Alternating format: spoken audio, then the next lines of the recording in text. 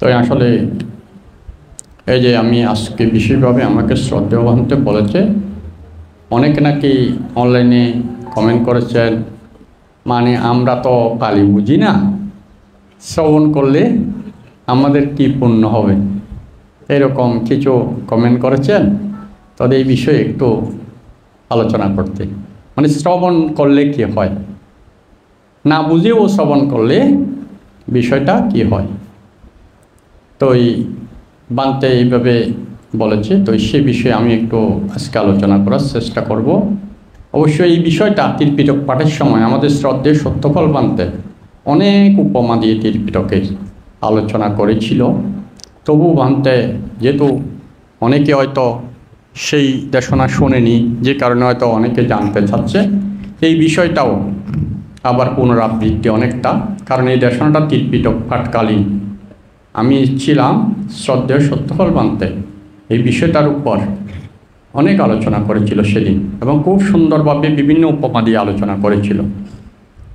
তো এখানে আসলে দেখুন, এই যে আসলে তো শুধু শ্রোতা নয়, এই যে এই পুণ্যটা, আমি দুটা বিষয় এখানে, পুণ্যটা বিবিধতা কালকেই বলেছি, পুণ্যের স্তরগুলো, এই যে পাপের স্তরগুলো, এই বিষয় নিয়ে কিছুটা আলোচনা করেছি। এবং ওই যে ত্রিবিধ শক্তি দিয়ে যেটা প্রজ্ঞা শক্তি যুক্ত হলে কীভাবে আমরা মার্গ পর্যন্ত লাভ করতে পারি, এই বিষয়গুলো কালকে কিছুটা অভিধর্মের আলোকে আলোচনা করেছি। এখন বিশেষভাবে আমি ওই দিনও প্রথম দিনও বলছিলাম পরিয়ত্তি প্রতিপত্তি প্রতিবেদনী, এই পরিয়ত্তিটা তো শ্রবণ করা, তাহলে এইটা শ্রবণ করলেই শুনলে কি পুণ্য হয় না, বা আমি বই পড়ে জানা, শ্রবণ করা, এটাই তো পরিয়ত্তি। এইটা কিন্তু প্রথম দিনের আলোচনায়ও কিছুটা এসেছে। এখন প্রশ্ন হচ্ছে, না বুঝেও যদি শ্রবণ করি কি হয়? এটা তো বলেছিলাম পরিয়ত্তি বুঝে শ্রবণ করে এটা অনুশীলন করা, না? না বুঝে শ্রবণ করলে কি হয়, এই প্রশ্নটাই এখন আসতেছে। এইখানে প্রশ্ন হচ্ছে, আমরা তো বুঝতে পারছি না, কিন্তু না বুঝার পরও শুনলে আমাদের লাভটা কী হবে? কারণ আমরা সবাই লাভের জন্য আসি, লস দিতে কেউ আসি না। প্রত্যেকটা কাজ আমরা নিজের কল্যাণের জন্য করি, নিজের মঙ্গলের জন্য করি। হয়তো অনেকেই অমঙ্গলকে মঙ্গল মনে করে, অমঙ্গলটা করে কিন্তু সে মনে করতেছে এটা মঙ্গল, সেরকম করে না? করে নাকি? অনেক আছে, উপমা দিলে অনেক আছে। যেমন আমি যদি একটা প্রাণীর জীবন বধ করে যদি মনে করি আমি জীবনের মায়া, আমি বাঁচার জন্য আমার জীবনের বিনিময়ে আরেকটা জীবন দান দিচ্ছি, আরেকটা জীবন কেটে দিলাম, এটা কি কোনো দিন আসলে আরেকটা জীবনকে হত্যা করে আমার কল্যাণ হবে, মঙ্গল হবে আরেকজনের? এটা প্রকৃতির নিয়ম নয়। আমরা প্রকৃতির প্রত্যেকটা নিয়মে বিশ্বাসী, কর্মের নিয়মে বিশ্বাসী। আরেকটা প্রাণীকে হত্যা করে আরেকজনের অকল্যাণ করে আমার কল্যাণ হবে, এই চিন্তা করাটাও অকল্যাণ, আর ওই কাজটা করা তো অবশ্যই অকল্যাণ। এই যে প্রত্যেক ক্রিয়ার সমান বিপরীত প্রতিক্রিয়া আছে, বিজ্ঞানী নিউটনের থিওরি, না? আমি যা করব, আমি যে এই ওয়ালকে একটা ধাক্কা দিই, জোরে লাথি মারি, ওয়াল থেকে একটা উল্টা ধাক্কা আমার দিকে আসবে, এটাই স্বাভাবিক।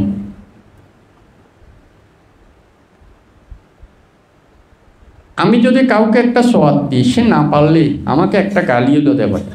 সে হয়তো যদি আমার শক্তি দিয়ে আমার সাথে না পারে, বিনা কারণে কাউকে যদি আমি একটা ঘুষি মারি বা সোয়াদ দিই, সে হয়তো আমার সাথে শক্তিতে না পারলে আমাকে একটা মনে মনে গালিও দিয়ে যাবে না? এটাই স্বাভাবিক। অতএব আমি আরেকটি প্রাণীকে এই রক্ত দিয়ে পূজা করি আমার জীবন রক্ষা হবে, এটা কোনোদিন সম্ভব না।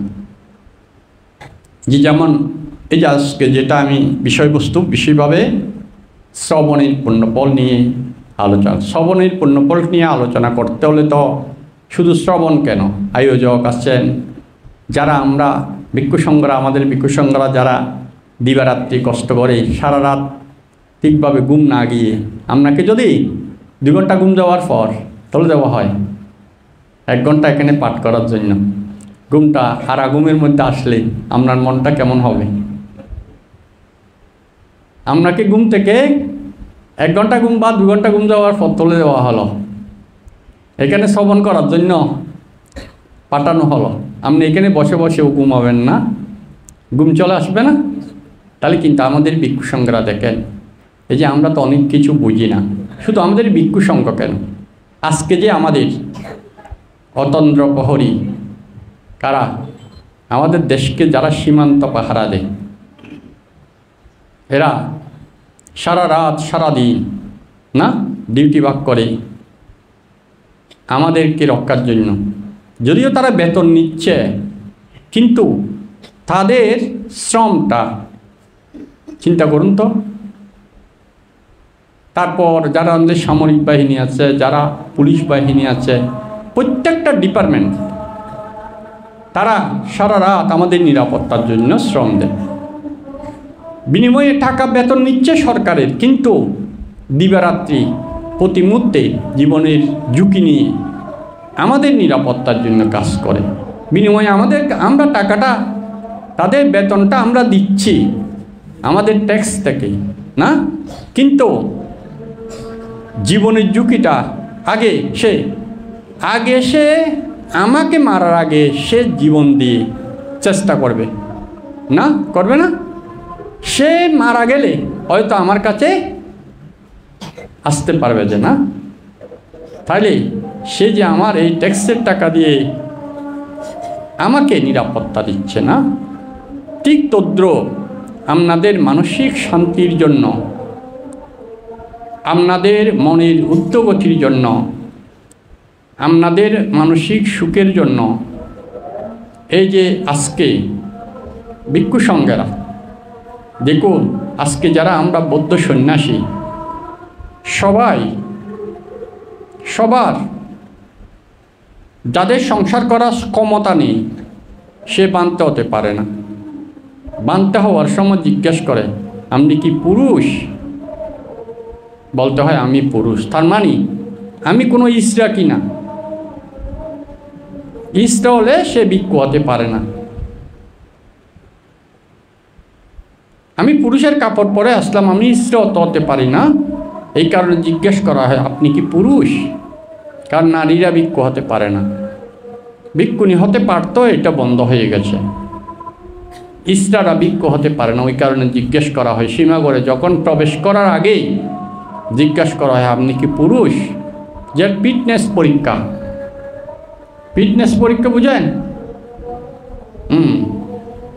একটা ডিপার্টমেন্টে নিতে হলে আগে ফিটনেস পরীক্ষা নেওয়া হয়। ঠিক এই বৌদ্ধ শাসনে প্রবেশ করার পূর্বে ফিটনেস পরীক্ষা নেওয়া হয়। আপনার কি গলাদণ্ড রোগ আছে? যেমন যাদের গলাদণ্ড রোগ আছে তারা ভিক্ষু হতে পারে না। যাদের শ্বেতচর্ম রোগ আছে তারা ভিক্ষু হতে পারে না। যাদের এই শ্বাস রোগ আছে, এসমা, তারা ভিক্ষু হতে পারে না। যাদের মৃগী রোগ আছে, মৃগী রোগ চিনেন, তারা ভিক্ষু হতে পারে না। সরকারি কোনো চাকরিরত অবস্থায় কোনো সরকারি কর্মকর্তা বা কর্মচারী, এরা ভিক্ষু হতে পারে না। যারা কৃতদাস, এখন তো কৃতদাস পদ বাতিল হয়েছে, তারা ভিক্ষু হতে পারে না। যারা ঋণী, বাড়িতে কজ্জ টাকা রেখে এসে ভিক্ষু হতে চাইলে ভিক্ষু হতে পারে না। মাতা পিতার অনুমতি না থাকলে ভিক্ষু হতে পারে না। যাদের বয়স 20 বছরের কম তারা ভিক্ষু হতে পারে না। এই প্রথমে এই লিস্টটা যেগুলো আমি বললাম, এই লিস্টটা আগে ফিটনেস পরীক্ষার মধ্যে, তার মানে এইগুলো সব ঠিক থাকলে, তার মানে সে শুধু ভিক্ষু হওয়ার জন্য ফিটনেস পরীক্ষায় টিকল, তারপর আর অন্য বিষয় পুরুষ কিনা এই বিষয়টাও রয়েছে এখানে। তো যেটা আমি বলতে চাচ্ছি, তাইলে এই গুণগুলো সব যার কাছে আছে সে শুধু প্রাথমিক অ্যাপ্লাই করতে পারে, এইখানে এই বৌদ্ধ সঙ্ঘের মধ্যে ভর্তি হওয়ার জন্য শুধু অ্যাপ্লিকেশন করতে পারে, এরপর আসে অন্য বিষয়গুলো। অ্যাপ্লিকেশন করার জন্য এই গুণগুলো সব প্রয়োজন হয়। দেখুন, এই যে আজকে সংসার মা বাবা পর্যন্ত ত্যাগ করে, সংসার ত্যাগ করে ক্ষমতা থাকার পরও সেও টাকা নেই, খেতে পাচ্ছে না, সে উয়াস থাকছে। আর কারো টাকাও আছে, খাদ্যও আছে, আপনার সামনে ভালো ভালো খাদ্যও দেওয়া হলো, কিন্তু আপনি ইচ্ছা করে, ক্ষুধাও আছে, আপনার খাওয়ার ইচ্ছাও আছে, ভালো ভালো খাদ্যও দেওয়া ভালো, কিন্তু আপনি না, এটা আমি খাবো না।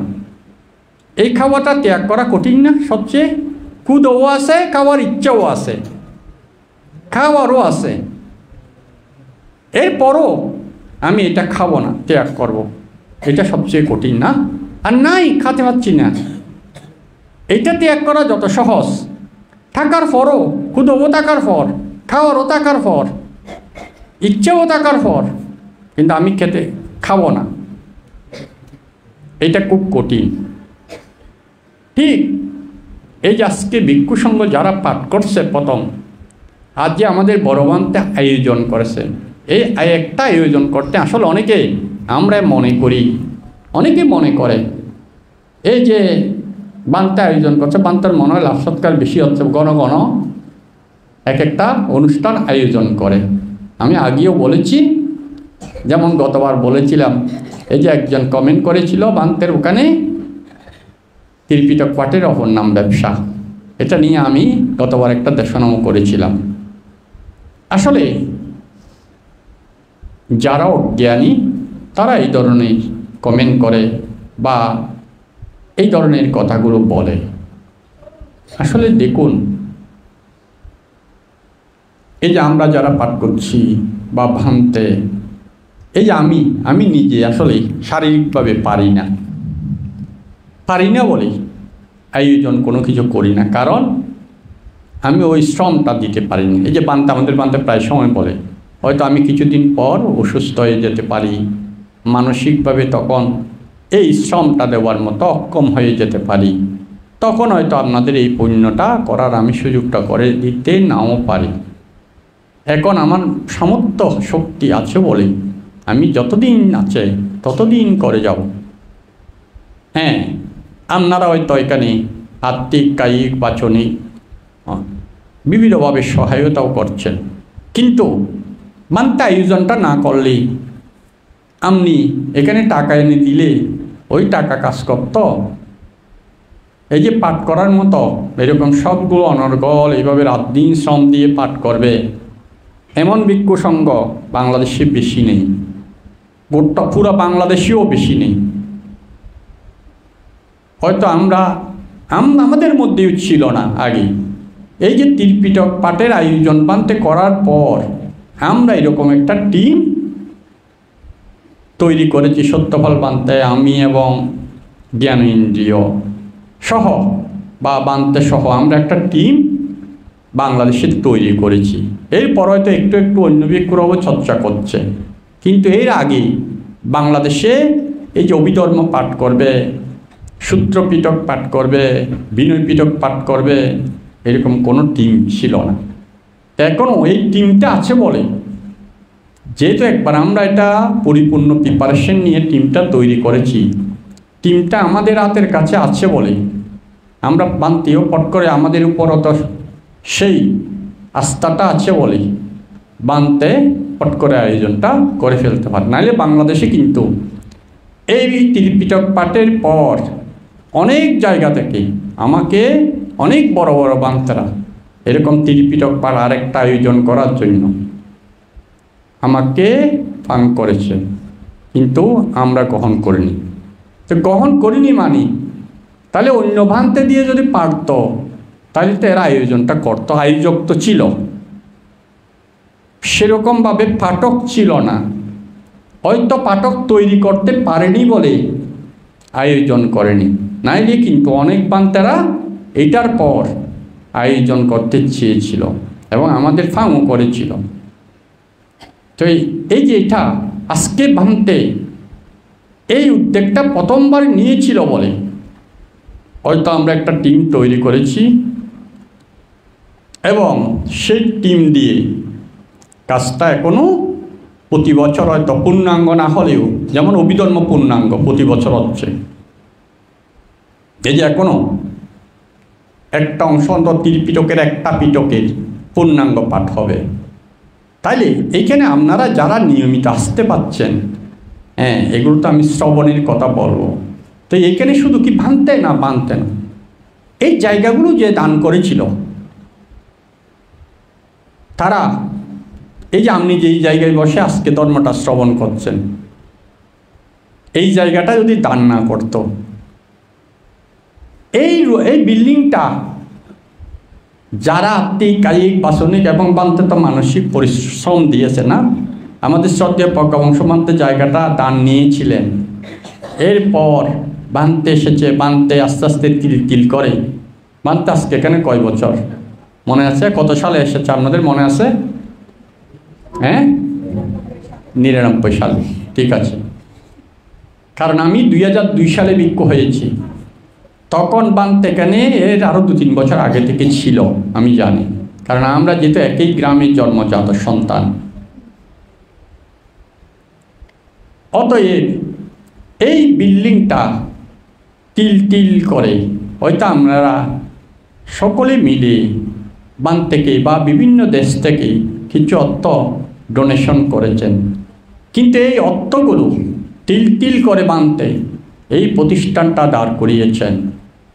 বানতে একদিন মরেও যেতে পারে, আমিও মরে যেতে পারি, কিন্তু এই প্রতিষ্ঠান হয়তো আরও অনেক দিন এটা বৌদ্ধ শাসনকে সেবা দিয়ে যাবে, যদি উপযুক্ত ভিক্ষু এই বিহারে থাকে।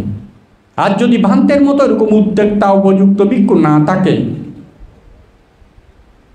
আপনি চেষ্টা করলে, একজন গৃহী মানুষ চেষ্টা করলেও পারবে না। আসলে ভিক্ষুরা ছাড়া দায়ক অনেক কিছু বলে যায়, অনেক সময় কিছু টাকা দিয়ে অনেক দায়ককে আমরা দেখি বিভিন্ন জায়গায়, 1000 কোটি টাকার মালিক হতে পারে, সে হয়তো 1 কোটি টাকার ডোনেশন করতে পারে, কিন্তু 1 কোটি টাকা দিয়ে সব কাজ হয় না। এইখানে বিশেষভাবে নির্ভর করে কায়িক, বাচনিক, মানসিক শ্রমগুলো। এই যে মঞ্চটা প্রথমে সাজানোর জন্য প্ল্যান করা, সব কিছু আয়োজন করা, এগুলো শুধু টাকা দিয়ে সব হয় না। এই যে দিবারাত্রি অনব্রত, চিন্তা করে দেখুন, আপনারা তো হয়তো বিকালবেলা কিছু সময়ের জন্য আসেন, কিন্তু এই যে 14 দিন অল টাইম, রাত্রি থেকে শুরু করে সারাদিন অল টাইম একজনের পর একজন এইভাবে যে চলতে থাকে, 14 দিন পর্যন্ত চলবে। গতবার তো 2 মাস, কতদিন 10 দিন মনে হয় নাকি 11 দিন চলছে ত্রিপিটক পাঠ। চিন্তা করে দেখুন, তাইলে এই জায়গাটা, আপনি যে জায়গায় বসে আজকে ধর্মটা শ্রবণ করছেন, যে ছাদের নিচে বসে ধর্মটা শ্রবণ করছেন,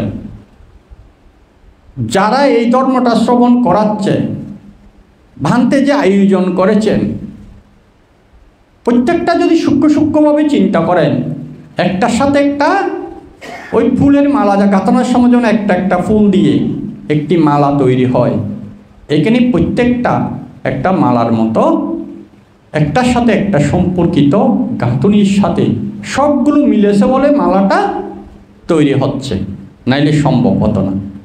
এই জায়গাটাও আছে বলেই ভিক্ষু সংঘ, এই যে এতগুলো ভিক্ষু সংঘ, থাকার জায়গা না থাকলে সম্ভব হতো?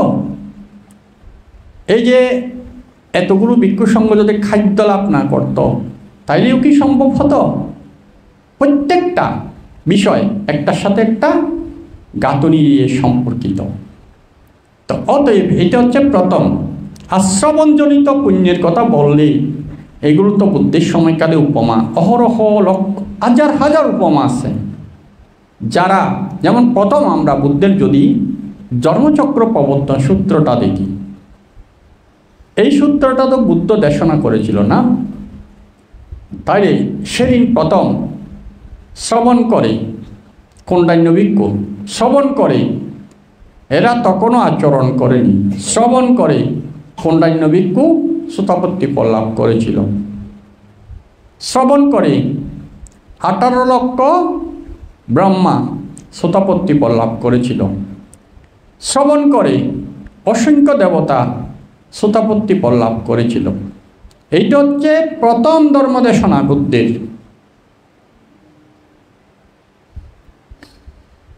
তাই এরপর থেকে এরকম শ্রবণজনিত যদি দেখি, যেমন পঞ্চবর্গীয় ভিক্ষুরা সকলে শ্রবণ করে, বুদ্ধের দেশনা শ্রবণ করে অরহত হয়েছিল। যেমন যশ বুদ্ধের দেশনা শ্রবণ করে অরহত হয়েছিল।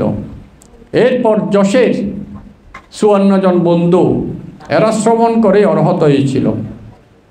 এরপর যদি দেখি আমরা এই যে উর্বিল্লা কাশ্যপের আশ্রমের মধ্যে তখন 61 জন ছিল জগতে অরহত বুদ্ধ সহ। কারণ প্রথম বুদ্ধ একজন, পঞ্চবর্গীয় শিষ্য 5 জন। মানুষের মধ্যে, আমি মানুষের মধ্যে বলছি। তারপর যশ একজন, যশের বাবা শ্রোতাপন্ন হয়েছিল শ্রবণ করে। এই যশের বাবা যেদিন শ্রোতাপন্ন হয়েছিল, এই যশের বাবা ছিল দায়কের মধ্যে প্রথম তিশরণাগত দায়ক এবং প্রথম পঞ্চশীলধারী।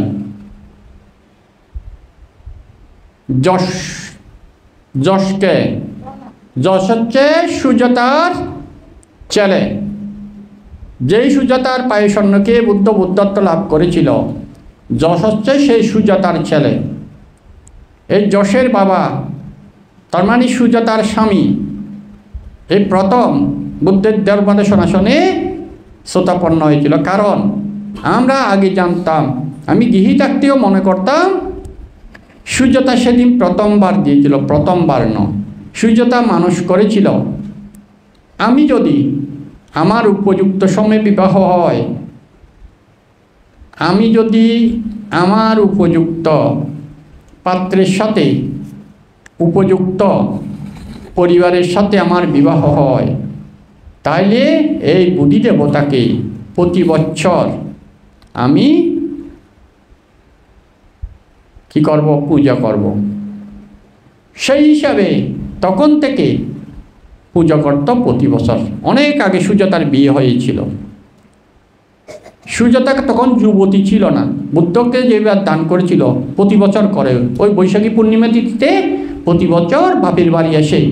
কারণ সুজাতার শ্বশুর বাড়ি ছিল ঋষিপতন মেঘাদাবে, ওইখানে এক শ্রেষ্ঠীর ছেলের সাথে বিয়ে হয়েছিল এবং তার তখন সন্তানও ছিল, যুবক এক সন্তান।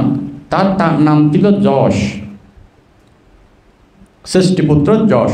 সে প্রতি বছর এসে এই বৃক্ষের নিচে বৃক্ষ দেবতার উদ্দেশ্যে পূজা দিত। হয়তো অনেকে জানেন, অনেকে অন্যরকম, কারণ এইটা আগে আমরা অন্যরকম শুনেছিলাম, কিন্তু পরবর্তী সময়ে বইয়ে এইভাবে পাচ্ছি।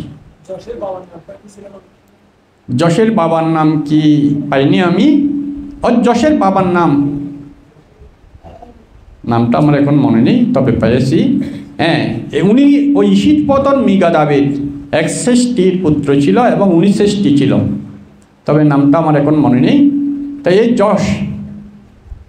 যশ যেহেতু ঋষিপতন মেঘাদাবে প্রথম বর্ষবাসে পঞ্চবর্গীয় ভিক্ষু যখন অরহত হয়েছিল, এই বর্ষবাসের মধ্যেই একদিন দেখতে পেল আজকে যশ বুদ্ধ যদি যায়, যশ শ্রোতাপন্ন হবে।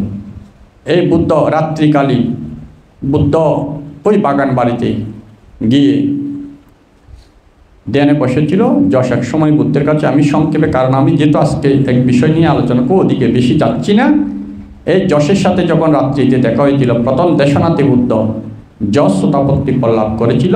পরবর্তীতে সকালবেলা রাত্রিতে যশ যেহেতু বাড়ি ফিরেনি, বাবা বাগান বাড়িতে খুঁজতে এসেছিল। এই খুঁজতে এসে ওই রাস্তার মধ্যে পাড়া, মানে ও খোয়ার মধ্যে একটু একটু পায়ের চাপ দেখে আস্তে আস্তে এখানে এসে দেখলো যশ নাই, পারাও না। কারণ বুদ্ধ অধিষ্ঠান করেছিল যশের বাবা যেন যশকে না দেখে, আবার যশ যেন যশের বাবাকেও না দেখে, কিন্তু দুজনেই বুদ্ধকে দেখবে। তো যে কারণে ওইখানে এসে দেখে পায়ের ছাপ নাই, পায়ের ছাপ আছে ওইখানে লাস্ট, কিন্তু যশকে দেখতে পাচ্ছে না। তখন বুদ্ধকে জিজ্ঞেস করলো, ভগবান মানে সন্ন্যাসী হিসাবে মানে ভগবান সম্বোধন করে জিজ্ঞেস করেছিল, মানে এইখানে যশকে কি দেখেছেন আপনি? তখন বলেছিল, আপনি এখানে বসতে পারেন, বসলে যশকে পাবেন, কিন্তু যশ তো আছে, সে দেখতে পাচ্ছে না যে। তখন দুজনকে উদ্দেশ্য করে সেখানে আবারও দেশনা করেছিলেন। সেই দেশনাতে যশ অর্হত হয়েছিলেন গৃহী অবস্থায়, আর বাবা শ্রোতাপন্ন হয়েছিলেন। এই ত্রিশরণাগত উপাসকের মধ্যে যশের বাবা ছিল প্রথম, আর দ্বিশরণাগত এটা তো আপনারা জানেন, তপস্যবল্লী দ্বিশরণ গ্রহণ করেছিল। ত্রিশরণ প্রথম গ্রহণ করেছিল বুদ্ধের কাছ থেকে যশের বাবা, এবং পঞ্চশীল যশের বাবা। কারণ যারা শ্রোতাপন্ন হয় তারাই পঞ্চশীল ভঙ্গ করে না। এরপর সেদিনের জন্য তারপর যশকে অনুমতি দিয়েছিল ব্রহ্মচর্যের জন্য। এরপর ফাং করেছিল, এবং বাড়িতে যখন বৌদ্ধ প্রমুখ ভিক্ষু সংঘরা ফাং নিয়েছিল, সেদিনের দেশনাতে আবার ওই সুজাতা এবং এদের পারিবারিক অন্যান্য সদস্যরাও শ্রোতাপন্ন হয়েছিল, এবং এরাও ত্রিশরণাগত হয়েছিল। এরপর যশের 54 জন বন্ধু এরা ব্রহ্মচর্য নিয়েছিল, এবং এরাও এই বর্ষাবাস 3 মাসের মধ্যে, প্রথম বর্ষাবাস 3 মাসের মধ্যে ঈশিপতন মেঘাদাবী এরাও সবাই অরহৎ ফলে প্রতিষ্ঠিত হয়েছিল। সবাই শ্রবণ করে।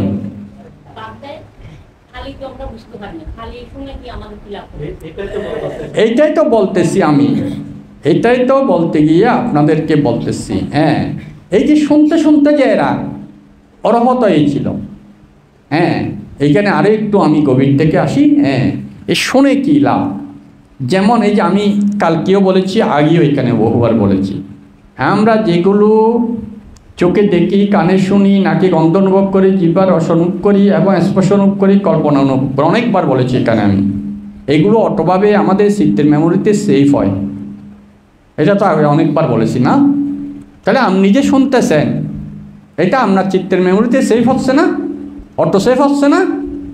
তাহলে প্রথমবার হচ্ছে, তার দ্বিতীয়বার যদি শোনেন আবার দ্বিতীয়বার সেভ হয় না? হবে না? অবশ্যই হবে। তাহলে এইটাকে বলে অভিধর্মের ভাষা, এগুলো আছে এখানে পালিতে পড়তেছে, এইটাকে বলে যমক কর্ম। এই যে বইটা এখন দেখেন এইখানে পাঠ হচ্ছে, এই বইটার নাম যমক।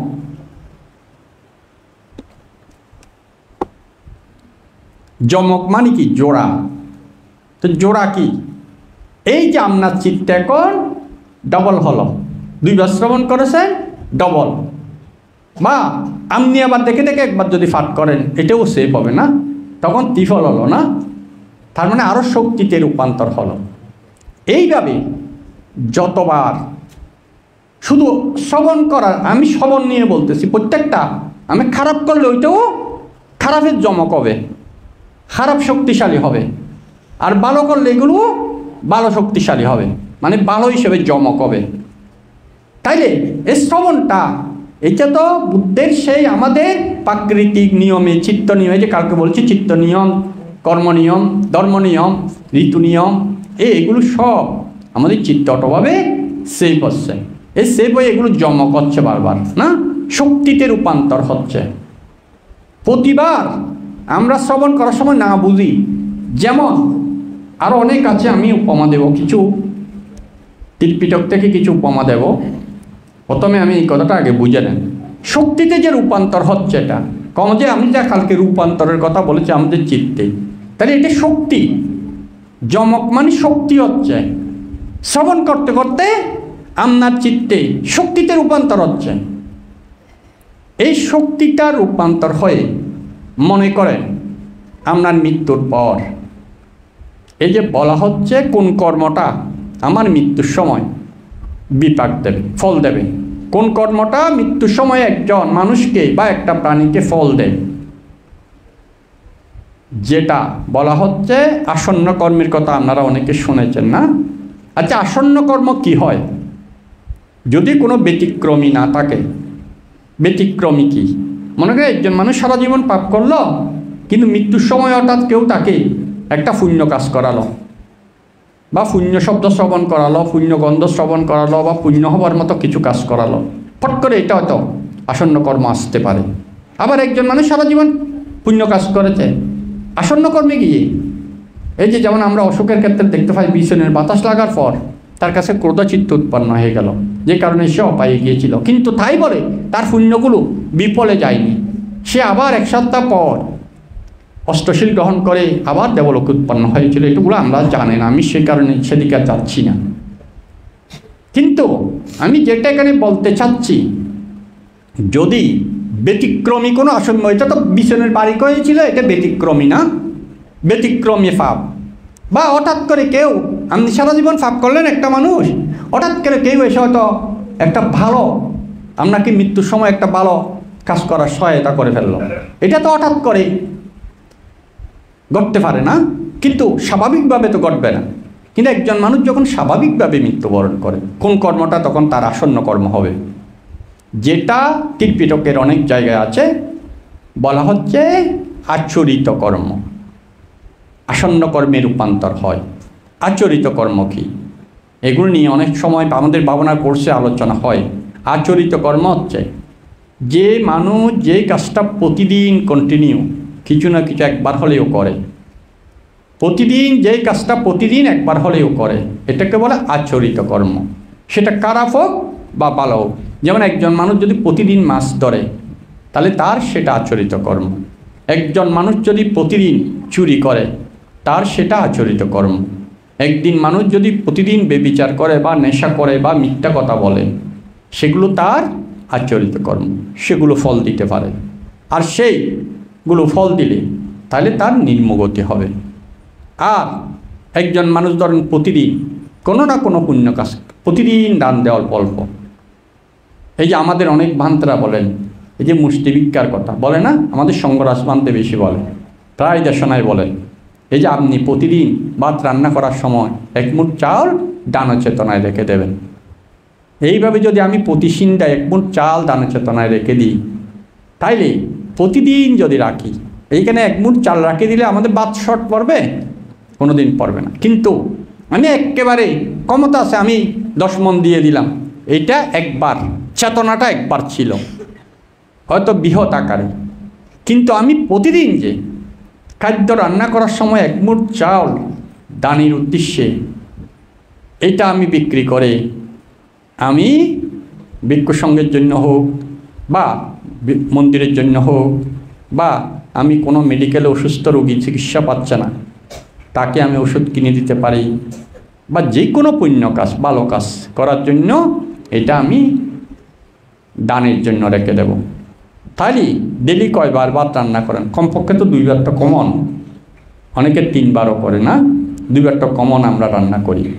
তাহলে ডেলি যদি 2 মুঠ চাউল আমি দানের চেতনায় রাখি দিই, এইভাবে যদি সারা বছর চলতে থাকে এবং মৃত্যুর আগ দিন পর্যন্ত চলতে থাকে, তাইলে এটা আপনার আচরিত কর্ম হবে না? প্রতিদিন প্রতিবার দানচেতন, ডেলি অন্তত 2 বার দানচেতন উৎপন্ন হয়। তাহলে প্রতিদিন যদি ডেলি 2 বার দানচেতনা একটি মানুষের মধ্যে উৎপন্ন হয়, সেটা তো মুখস্থ হয়ে যাবে না? যেমন আমরা একটা পড়া মুখস্থ করতে করতে করতে করতে করতে বা একটা গান শুনতে শুনতে শুনতে এমন হয়ে যায় যে আমাদের ইচ্ছার বাইরেও অনেক সময় গানটা অটোমেটিক মুখ দিয়ে বের হয়ে আসে, কল্পনা জগৎ থেকে, না হয় না এরকম অনেক সময়?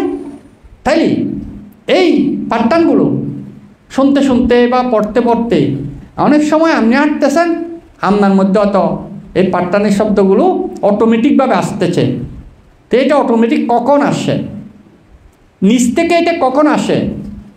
যখন ওই আমাদের চিত্তের মেমোরিতে, যে আমি বললাম সেফ হয়, এই সেফ হতে হতে ওই বিষয়টা ওখানে পরিপক্কতা হয়ে যায়, তখন এটা অটোভাবে আমার অজান্তেই আমার চেতনাতেই চলে আসে।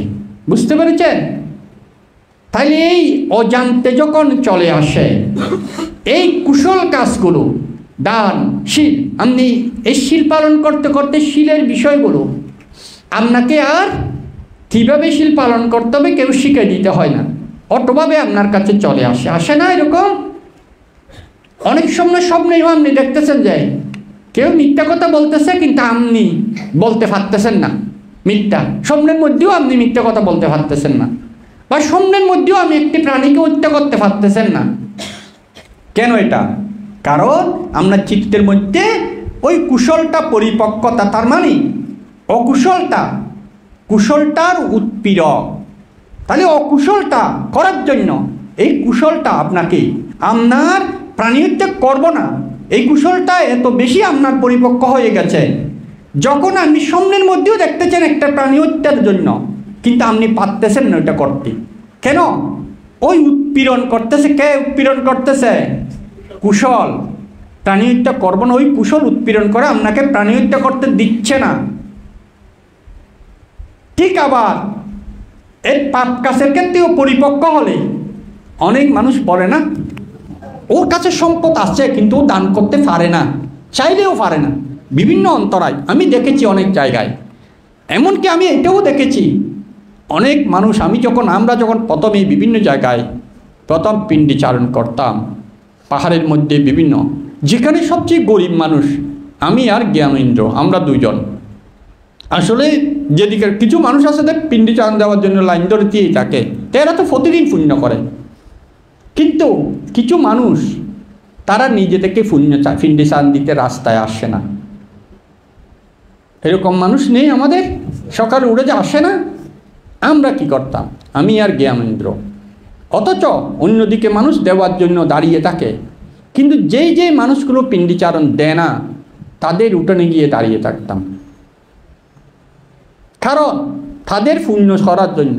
অথচ অন্যদিকে আমাদের দেওয়ার জন্য দাঁড়িয়ে আছে, সেদিকে না গিয়ে যেদিকের মানুষেরা ঘুম থেকে উঠে না, দেওয়ার ইচ্ছেও নেই, সেরকম জায়গায় গিয়ে পিণ্ডি-চারণের জন্য দাঁড়িয়ে থাকতাম।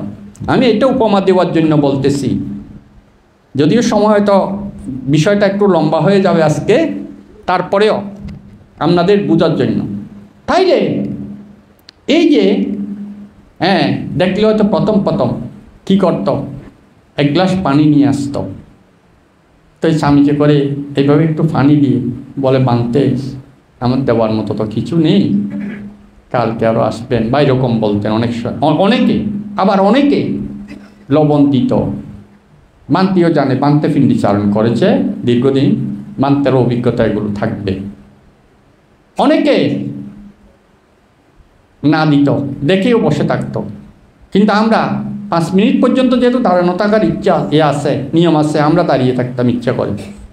মানে ওই হতাশ দিছি, আমার ঠিককাম ফাতি হইল তি দেখুন দম পড়িব, ঠিককাম ফাতি হইল তি দেখুন দম পড়িব, এইরকম দাঁড়িয়ে থাকতাম। দেখেন, তারপর অনেক সময় 1 বার 2 বার 3 বার 4 বার যখন গিয়ে দাঁড়িয়ে থাকতাম, তো লজ্জায় পড়ে অনেক সময় লবণ দিত। তারপর আস্তে আস্তে এক সময় একবার দেখি যে মানে লবণ দিতে আসলো দেখেন, তো এর আটটা এইভাবে কাঁপতেছে, মানে লবণটা যে দেবে পাত্রে, আমি চাচ্ছি তো ওইটাও আমার পাত্রে পড়ুক, কারণ এর লবণ দিয়ে অন্তত একটা দান চেতনা সৃষ্টি হোক। কিন্তু দেওয়ার সময় এইভাবে কাঁপতে কাঁপতে লবণটা বাইরে পড়ে গেল। তা আমি চিন্তা করলাম, মানে এর পুণ্যফলটা এত দুর্বল যে অন্তত লবণটা যে আজকে নিয়ে এসেছে, 3-4 দিন দাঁড়িয়ে থাকার পর, কিক্কেম পাতি দাঁড়িয়ে থাকার পরে যে লবণ নিয়ে আসলো, কিন্তু লবণটা পাত্রে ফেলতে পারেনি সে। দেখুন চিন্তা করে, এই যে এরকম অনেক ঘটনা আমাদের জীবনে প্র্যাকটিক্যাল অভিজ্ঞতা আছে। এগুলো আমি বানাই বলতেছি না, এগুলো আমাদের জীবনে অনেক প্র্যাকটিক্যাল অভিজ্ঞতা আছে। দেখুন আসলে এইটা দিতে এক সময় তার দানচিত্ততা প্রসারিত হয়। অনেক ঘটনা, আমি সেদিকে আর যাচ্ছি না। এটি শিলের ক্ষেত্রেও প্রথম যখন একজন মানুষ পঞ্চশীল নিতে আসে, অষ্টশীল নিতে আসে, তার এই অষ্টশীল নেওয়াটা অনেক কষ্টকর মনে হয়। কিন্তু যারা প্রতিনিয়ত অষ্টশীল নেয় তাদের কাছে এটা ফানিবাত হয়ে যায় না, অষ্টশীলটা কিছু একটা মনে হয় না। কিন্তু প্রথম যে নিতে আসে তার কাছে অনেক কষ্টের মনে হয়। যেমন প্রথম যারা ধ্যান করতে বসে, এই যে আমি নিজে প্র্যাকটিক্যাল একবার আন্দারমানিক প্রথম গৃহী থাকতে, আমি তো গৃহী থাকতে থেকে ধ্যান করতাম, গৃহী থাকতে আন্দারমানিক একটা বিহারে ধ্যান করতে গিয়েছিলাম। তো আসলে তো আমি তো আগের সারিতে বসতাম, আমার সেকেন্ড সারিতে আমার পিছনে একটা লোক বসেছিল, সেখানে আন্দারমানিকের যুবক, মানে বেশি যুবকও নয়, সে বিদেশ থেকে আসছে, সবাই নাকি বলল তুমি তো আবার বিদেশ চলে যাবে, এখানে ধ্যান কোর্স আছে, তুমি একটা অন্তত 10 দিন ধ্যান কোর্স করো। তো বসলো, তো বসার পর 2-3 দিন যাওয়ার পর তো আমি বাথরুমে যাচ্ছি স্মৃতি করে করে, তো সে ওদিকে একে মনে হয় বাড়ি থেকে দেখতে আসলো, এদেরকে বকাবকি করতেছে, বলতেছে আমাকে তোমরা সবাই এইখানে ফাটিয়ে, আমাকে আমি এখন চলে যাব, মানে খুব গজ্জাগজ্জি করতেছে ওইখানে বাইরে, কেন আমাকে এইরকম কষ্ট আমাকে বলনি কেন, মানে খুব মানে বকাবকি করতেছে। ও যারা মানে সবাই পরামর্শ দিয়ে যারা একে ধ্যানে বসাইছে, তো সেই সময় আমি বাথরুম থেকে আসতেছি, আমাকে বলতেছে ভাই আপনি অনেক ভালো আছেন, আমি তো একেবারে লড়াচড়াও করতে পারতেছি না। আমাকে বলতেছে দেখুন তাইলে ধ্যান করা তো বসে থাকা, তো যারা কিন্তু আমি এমনও ধ্যানই দেখেছি, দেখুন বোধগয়ায় আমি যখন 12 সালে প্রথম গিয়েছি, তো রাত্রি তখন ওখানে রাত্রি থাকতে হলে 9টার পরে যদি কেউ থাকে তাকে 100 টাকা দিয়ে টিকিট নিতে হতো। আমরা 14 জন, আমাদের ভিক্ষু সমান 14 জন আমরা টিকিট নিয়ে এক রাত্রি ওখানে সারা রাত বুদ্ধিগাস্তলে ধ্যান করার জন্য টিকিট কেটেছিলাম। তা আমি একদম যখন 9টা বাজলো, আমি একদম বুদ্ধি পালকের পাশে এই পাশে আমার মশারিটা বসা দিয়েছি, কারণ মশা আছে, তো বসা দিয়ে আমরা মশারিটা বসা দিয়ে জায়গা দখল করলাম আর কি। তা আমরা মশারিটা বসা দিয়ে আমরা 14 জন কী করছি, মানে কিছুক্ষণ ওখানে ঘুরলাম, ওয়াশরুমে টুমে গেলাম, মুখ হাত ধুয়ে আসলাম। কিন্তু আমার মশারির এই কোনাকুনি, আমার পিছনে ছিল একজন থাইল্যান্ডের ভিক্ষু, আর এই কোনাকুনি এই পাশে ছিল একজন থাইল্যান্ডের উপশিকা, একটু যুবতীর চেয়ে একটু বয়স্ক, 30-35 বছরের হবে। কিন্তু উনি মশারিটা বসানোর সাথে সাথে বসে গিয়েছিল। তাহলে আমরা 1 ঘন্টার মতো ঘুরে তারপর বসতে আসলাম। উনি অনর একদম একবার, তখন আমি দাঁড়িয়ে ওনাকে অন্তত 10 মিনিট ফ্লো করলাম, উনি কোনো একটু নড়াচড়া করে কিনা, বা একটু এইভাবে মেরুদণ্ডকে একটু গুজা করে কিনা। আমি অন্তত 10 মিনিটের মতো শুধু ওনার দিকে দাঁড়িয়েছিলাম, মানে ওনার ধ্যানের ইয়েটা দেখার জন্য। তা আমরা অরণ্যে ধ্যান করি, আমরাও ওনার মতো এত সময় হচ্ছে 1 ঘন্টা চলে গেছে তখন। তারপর হচ্ছে আমিও মশারির নিচে বসেছি, কিন্তু সেদিন আমরা আসলে আমাদের তো প্রথম অভিজ্ঞতা বোধগয়ার 12 সালে। তো আমরা সেদিন সারাদিন আসলে বিভিন্ন তীর্থ প্রোগ্রামে ঘুরেছি, যে কারণে জার্নি হয়েছে। আসলে আমরা যখন বসেছি, যখন ঘন্টাখানিক বসেছি, দেখি মানে জীবনী আসতেছে, ঘুম আসতেছে, তখন আমি আসলে ওখানে ওই মশারিটা ছিল শুধু বসার মতো, এইভাবে মাথা নিচু করে কিছুক্ষণ আমি ঘুমিয়েছিলাম। কতক্ষণ ঘুমিয়েছি জানি না, গড়ি ছিল না। তখন আবার হঠাৎ করে যখন ঘুম ভাঙলো, দেখি অনেক মানুষ সংক্রমণ করতেছে, ধ্যান করতেছে, তখনও শত শত মানুষ। তখন আমার একটা সংবেগ কাজ করলো, আমি আস্তে করে মশারির চেটা কোলেই বের হয়েছি, দেখি তখনও ওই মেয়েটা, তখনও সেইভাবে বসা, থাইল্যান্ডের মেয়েটা, আর আমার পেছনের বান্তাটাও আমার মতো ওইভাবে ঘুমাচ্ছে, কিন্তু ওই মহিলাটা সেইভাবে বসা, একটুও নড়াচড়া নেই। ওখানে আমি দাঁড়িয়ে আবার অনেকক্ষণ ওনাকে দেখে আছি, মানে এইরকমভাবে কীভাবে এত সময় একদম মনোরভাব পারে। তারপর আবার চতুর্দিকে দেখলাম, ঘুরে দেখি আমাদের ভিক্ষুরা বেশিরভাগ ওইভাবে ঘুমাচ্ছে, 1-2 জন সংক্রমণ করতেছে, আরগুলো ঘুমাচ্ছে। কারণ আমরা তো আসলে সারাদিন বিভিন্ন ইয়া করেছি, তো এই অনেক বিদেশিরা কিন্তু থাইল্যান্ডি ভিক্ষুরা, বিশেষভাবে থাইল্যান্ডে উপশিকারা বেশিরভাগ এরা কিন্তু ধ্যান করতেছে। তো এদেরকে দেখে আমার আবার একটু সংবেগ হলো। আমি কিছুক্ষণ সংক্রমণ করে আবার গিয়ে বসতে যাব, আবার ওই উপশিকার দিকে অনেক, মানে একটু হলো নড়ে কিনা, বা একটু মেরুদণ্ড গুজা করে কিনা, আবার অনেকক্ষণ দেখলাম। তারপর গিয়ে আবার বসলাম, আবার হয়তো আধা ঘন্টা 40 মিনিট বসে দেখি যে ওই ঘুমের ভাবটা কাটেনি, তো আবার ঘুম আসতেছে, আবার কিছুক্ষণ ঘুমিয়ে আবার উঠে গেছি। এইভাবে আমি মোটামুটি আবার উঠে দেখি উনি বসা, ওনাকে দেখে আমার আবার সংবেগটা জেগে উঠে, আবার একটু কিছুক্ষণ সংক্রমণ করে আবার এসে বসি। এইভাবে যে 4টা বাজলো সকাল, তার মানে ওই দেশ 9টায় বসেছে, এদিকে সকাল 4টায়। এবার সাধারণ পাবলিক ডুববে, ওই কারণে যারা টিকিট কাটে তাদের মশারি তুলে ফেলতে হয়। এখন তো ওইটার সিস্টেমটা নাই। তো যে 4টা বাজলো ওরা এসে বলল, মানে এখন আপনারা মশারি তুলে ফেলেন, সাধারণ পাবলিক সবাই আসবে। তখন ওই উপশিকা, আমি মশারি থেকে বেরোলাম, দেখি ওই উপাসিক আস্তে করে সেন্টটা কোলে মশারিটা বাস করে আস্তে আস্তে স্মৃতি করে করে চলে গেল। তার মানে 9টা থেকে 5টা পর্যন্ত এক চুলবড় নড়াচড়া করেনি, মেরুদণ্ডকে গুজবও করতে দেখিনি। তো ওনাদের জন্য সেরকম দেয়ানি, তাইলে এটা একদিনে হয়নি, এটা একদিনে তৈরি হয়নি। ওনার কাছে হয়তো এটা কিছুই না, উনি হয়তো আরও অনেক বসতে পারত।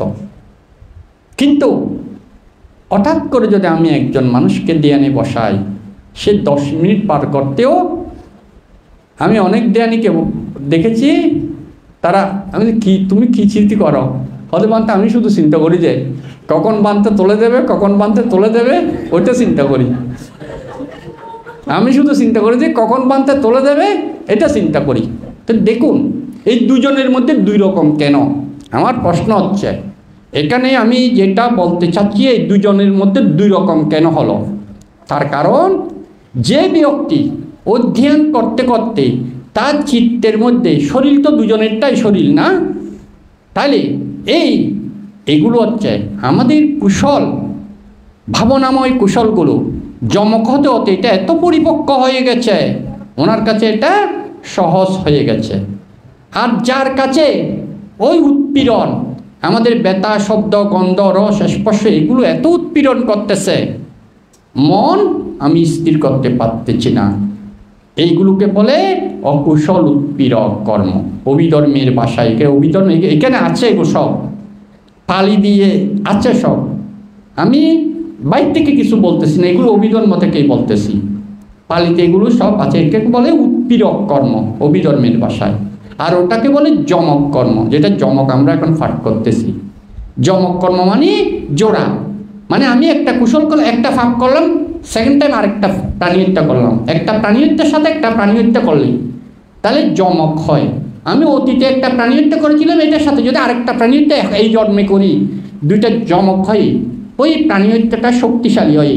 ফল দিলে আমি সেদিন অ্যাক্সিডেন্টে মারা যেতে পারি, বা আহত হতে পারি, বা গুলি খেতে পারি, বা কেউ আমাকে ছুরি মেরে মেরে ফেলতে পারে, বা আমি পঙ্গু হয়ে যেতে পারি, না মরলেও। কি এগুলো কেন হয়? কারণ যখন আমার প্রাণী হত্যার পাপটা পরিপক্কতায় রূপান্তর হয়, সেদিন আমি যেই কোনোভাবে, কারণ যেখানে যে আমাকে খুন করার জন্য দাঁড়িয়ে আছে, আমার ইচ্ছা হবে যে আমার সেদিকে যাওয়ার। একজন মনে করেন এক জায়গায় আমাকে খুন করার জন্য দাঁড়িয়ে আছে, আর আমার মনে ইচ্ছা জাগবে যে ওদিকে যাওয়ার জন্য, তখন আমার মা বাধা দিলে ওইদিকে যাইও না, ওদিকে রাস্তাটা ভালো না, কিন্তু আমার ইচ্ছা জাগবে যে ওদিকে যাওয়ার জন্য। আমি মার কথা অমান্য করে হলেও ওই রাস্তা দিয়ে যাব, কারণ ওই রাস্তা দিয়ে আমার খুনি দাঁড়িয়ে আছে, আর আমি আজকে খুন হওয়ার জন্য আমার চিত্ত আমাকে সেই জায়গায় নিয়ে যাবে। আমার চিত্তই আমাকে, যেখানে আমার খুনি দাঁড়িয়ে আছে, একটা কথা আছে, যার মরণ যেখানে সে গাড়ি ভাড়া দিয়ে সেখানে যায়। যেখানে আমার খুনি দাঁড়িয়ে আছে সেই রাস্তা দিয়ে আমার যাওয়ার বারবার ইচ্ছা জাগবে, এবং এক সময় আমার চিত্ত আমাকে আমার অজান্তেই সেখানে নিয়ে যাবে। বুঝতে পেরেছেন? ঠিক আপনার একটা আপনি গাছ রোপণ করেছেন, চারা অঙ্কুরিত হয়েছে, সেই চারাকে যদি প্রতিনিয়ত, সেই গাছ যখন ফল দেওয়ার জন্য পরিপক্ক হবে, সেই গাছে অবশ্যই ফল ধরবে। আর যেই রকম বীজটা রোপণ করেছিলেন সেরকমই ফলটা হবে না।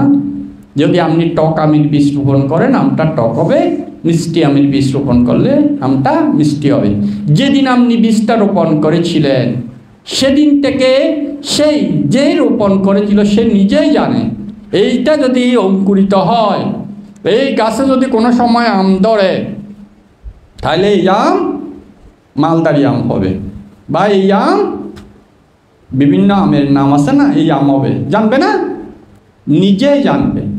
ঠিক এই যে এই কুশলগুলো আপনি শ্রবণ করতে করতে আপনার মধ্যে এক সময় যখন শ্রবণজনিত যমক হতে হতে পরিপূর্ণতায় রূপান্তর হবে, তখন অটোভাবে সেটা আপনার চিত্তের মধ্যে, আপনি না বুঝতেছেন এখন, কিন্তু আপনার চিত্তে অটোভাবে সেগুলো বোঝা যাবে পরিপক্কতার কারণে। এবং এইভাবে শুনতে শুনতে দেবতারা দেখুন, দেবতারা ধ্যান করে অনুশীলন করে এদের মার্গফল বা অরহত হতে হয় না। এরা শ্রবণ করতে করতে হতে পারে, ব্রহ্মারা শ্রবণ করতে করতে হতে পারে, কিন্তু মানুষেরা শ্রবণ করতে করতেও হতে পারে, অনুশীলন করতে করতে, দুইটা মানুষের দুইটা বা দুইভাবে পারে মানুষেরা। ওই কারণে মানব জন্ম দুর্লভ, কারণ সকল বুদ্ধগণ এই মানবগুলি উৎপন্ন হয়, দেবলোকে বুদ্ধ উৎপন্ন হয় না, ব্রহ্মলোকে বুদ্ধ উৎপন্ন হয় না। তাহলে মানুষের মধ্যে দুইটা ক্ষমতা আছে, একটা অনুশীলন করতে করতেও পারে, শ্রবণ করতে করতেও পারে। তাইলে এই শ্রবণগুলো এইভাবে জমক হতে হতে পরিপক্কতায় রূপান্তর হবে। কিন্তু এইগুলো যেহেতু অভিধর্ম, এই বিষয়গুলো যেহেতু অভিধর্ম, এই অভিধর্ম শ্রবণ করতে করতে এগুলো চিত্ত চৈতসিক নির্বাণের কথা। তার মানে এগুলো প্রত্যেকটা চিত্ত ত্রিহেতুক। আমি যে কালকে ত্রিহেতুকের কথা বলেছিলাম, হাইব্রিড বলিনি কালকে, যেটা প্রজ্ঞাযুক্ত যদি কোনো কর্ম হয় সেই কর্ম ত্রিহেতুক হয়, যেটা প্রজ্ঞায় নিয়ন্ত্রণ করে সেটা ত্রিহেতুক। সেটা যে যখন বিপাক দেখবে তখন মানুষ মার্গফল বা অরহত হতে পারে। বুঝতে পেরেছেন? সেটা যেমন ধ্যানের চিত্তকণ, যে আপনি অনিত্য দর্শন করতেছেন, আপনি মরণানুস্মৃতি করছেন, এগুলো সরাসরি ত্রিহেতুক। আপনি যদি মরণানুস্মৃতি ভাবনা করেন, আপনি যদি অনিত্য ভাবনা করেন, আপনি যদি অনাত্ম ভাবনা করেন, আপনি বিদর্শন ভাবনা, এগুলো তো অনিত্য অনাত্মাগুলো সব তো বিদর্শনের অংশ না। তাহলে এই যে আপনি যদি কায়ানুস্মৃতি ভাবনা করেন, এগুলো ত্রিহেতুক চিত্ত, এগুলো সব ত্রিহেতুক চিত্ত। ঠিক এই অভিধর্মর পাঠের প্রত্যেকটা শ্রবণজনিত পুণ্যগুলো ত্রিহেতুক চিত্ত গঠন করে। এগুলো যেদিন ফল দেবে, তাহলে এটা শ্রবণ করতে করতে যখন যমক হয়ে পরিপক্কতায় রূপান্তর হবে, সেদিন আপনি এই শুনতে শুনতে অরহত অথবা মার্গফল লাভ করতে পারবেন। যেমন হয়েছে পঞ্চবর্গীয় শিষ্যরা, যেমন হয়েছে এই যে যশ, যেমন হয়েছিল যশের 54 জন বন্ধু, যেমন হয়েছিল উর্বল্লা কাশ্যপের আশ্রমে 71 জন, 500 জন উর্বল্লা কাশ্যপের শিষ্য, আর 300 জন ছিল উর্বল্লা কাশ্যপ গয়া কাশ্যপের শিষ্য, আর 200 জন ছিল নদী কাশ্যপের শিষ্য। এরা 1000 জন এই উর্বল্লা কাশ্যপের আশ্রমের মধ্যে অরহত ছিল শ্রবণ করে। কেন এরা হঠাৎ শ্রবণ করে? কারণ বুদ্ধের সময়কালে যারা জন্ম হয়, বুদ্ধের সাথে যারা সাক্ষাৎ প্রাপ্ত হয়, এরা তো আসলে সবাই বিভিন্ন সময় এরকম শ্রবণ করতে করতে বা অনুশীলন করতে করতে হয়তো দেবলোকে জন্ম হয়। দেবলোক থেকে যখন বুদ্ধগণ জগতে বুদ্ধ উৎপন্ন হওয়ার সময় হয়, তখন এরা সকলেই মার্গফল লাভ করার জন্য, সকলে অরহত হওয়ার জন্য পৃথিবীতে যেই জায়গায় বুদ্ধত্ব লাভ করবে, যেই জায়গায় বুদ্ধের ধর্ম প্রচার হবে, এক কথায় মধ্যপ্রদেশ, এই মধ্যপ্রদেশের মধ্যে তখন এরা দেবলোক থেকে চ্যুত হয়ে মনুষ্যলোকে উৎপন্ন হয়। কারণ তাদের ওই পরিপক্কতা হয়ে যায়। বুঝতে পেরেছেন? তাহলে এগুলো একদিনের নয়। আমরা বলছি এতজন অরহত হয়ে গেছে, এতজন মানুষ, এতজন ব্রহ্মা মার্গ, এই যে 18 কোটি ব্রহ্মা মার্গফল হয়ে গেছে, অসংখ্য দেবতা মার্গফল হয়ে গেছে, এগুলো এমনি হয়নি। এটা আমাদের কাছে একদম সহজ মনে হচ্ছে, যেভাবে বলতেছে মনে হয় মার্গফল একদম সহজ না। এটা একদিনের না, এর অসংখ্য জন্মে এইভাবে শ্রবণ করেছিল। এইভাবে যেমন এই যে আমি আচরিত কর্মের কথা বললাম না, তাহলে আপনি যে শ্রবণ করছেন, এই শ্রবণটা এই যতদিন আপনি শ্রবণ করতেছেন, এগুলো যদি আপনার চিত্তের মধ্যে স্মরণ রাখে, মৃত্যুর সময় যদি আপনার এই আচরিত কর্ম হিসেবে এসে আসন্ন কর্মে রূপান্তর হয়, তাহলে মৃত্যুর সময়ও আপনি শতাপন্ন বা অরহত হয়ে মৃত্যুবরণ করতে পারেন, তার মানে পরিনির্বাপিত হতে পারেন। বা কোনো কারণে মৃত্যুর সময় না হলে আপনি সেই সময়তেই চিত্তটা নিয়ে দেবলোকে উৎপন্ন হতে পারেন। তাহলে দেবলোক থেকে আমরা যে বলি সামান্তা সাক্কা বলেছু, দেবতারা আসো, এই যে কালকেও বলেছি, এই দেবতারা এখানে মনুষ্য রূপ ধরে বা অদৃশ্যভাবে এখানে শ্রবণ করতে করতে এখান থেকে হয়তো অনেক দেবতারা সেরকম মার্গফল লাভ করে চলে যাচ্ছে। কিন্তু আমাদের যদি দিব্যচক্ষু থাকতো আমরা দেখতাম, বা আমাদের যদি পরচিত্ত বিজনন জ্ঞান থাকতো তাইলে আমরা বলতে পারতাম। কিন্তু আমাদের সেই গুণটা নাই বলে আমরা এটা বলতে পারতেছি না। তাহলে এই দেবতারা কেন হয়? এরা এই পুণ্যশক্তি করতে করতে যখন এটা শক্তিতে রূপান্তর হয়, ওই যে আমি কালকে হাইব্রিড বীজ কথা বলেছি, এই শক্তিতে যখন রূপান্তর হয়, এই শক্তির কারণে এই যখন পরিপক্কতা হয়, গাছটাকে আর বলতে হবে না এই গাছ ফল দাও বলতে হয়, সেটা অটোমেটিকলি ফল দিতে শুরু করে।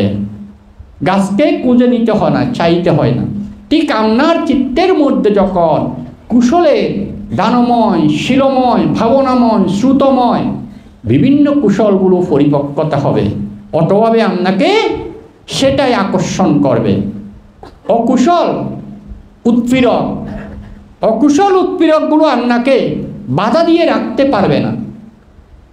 অকুশল উৎপীড়কগুলো এই যে আপনারা কেন এত সময় ব্যয় করে, আমি যে দেখি প্রায় আপনারা সামনের সারিতে যে অনেককে প্রতিদিন দেখি, আমি প্রায় সময় দেখি এখানে।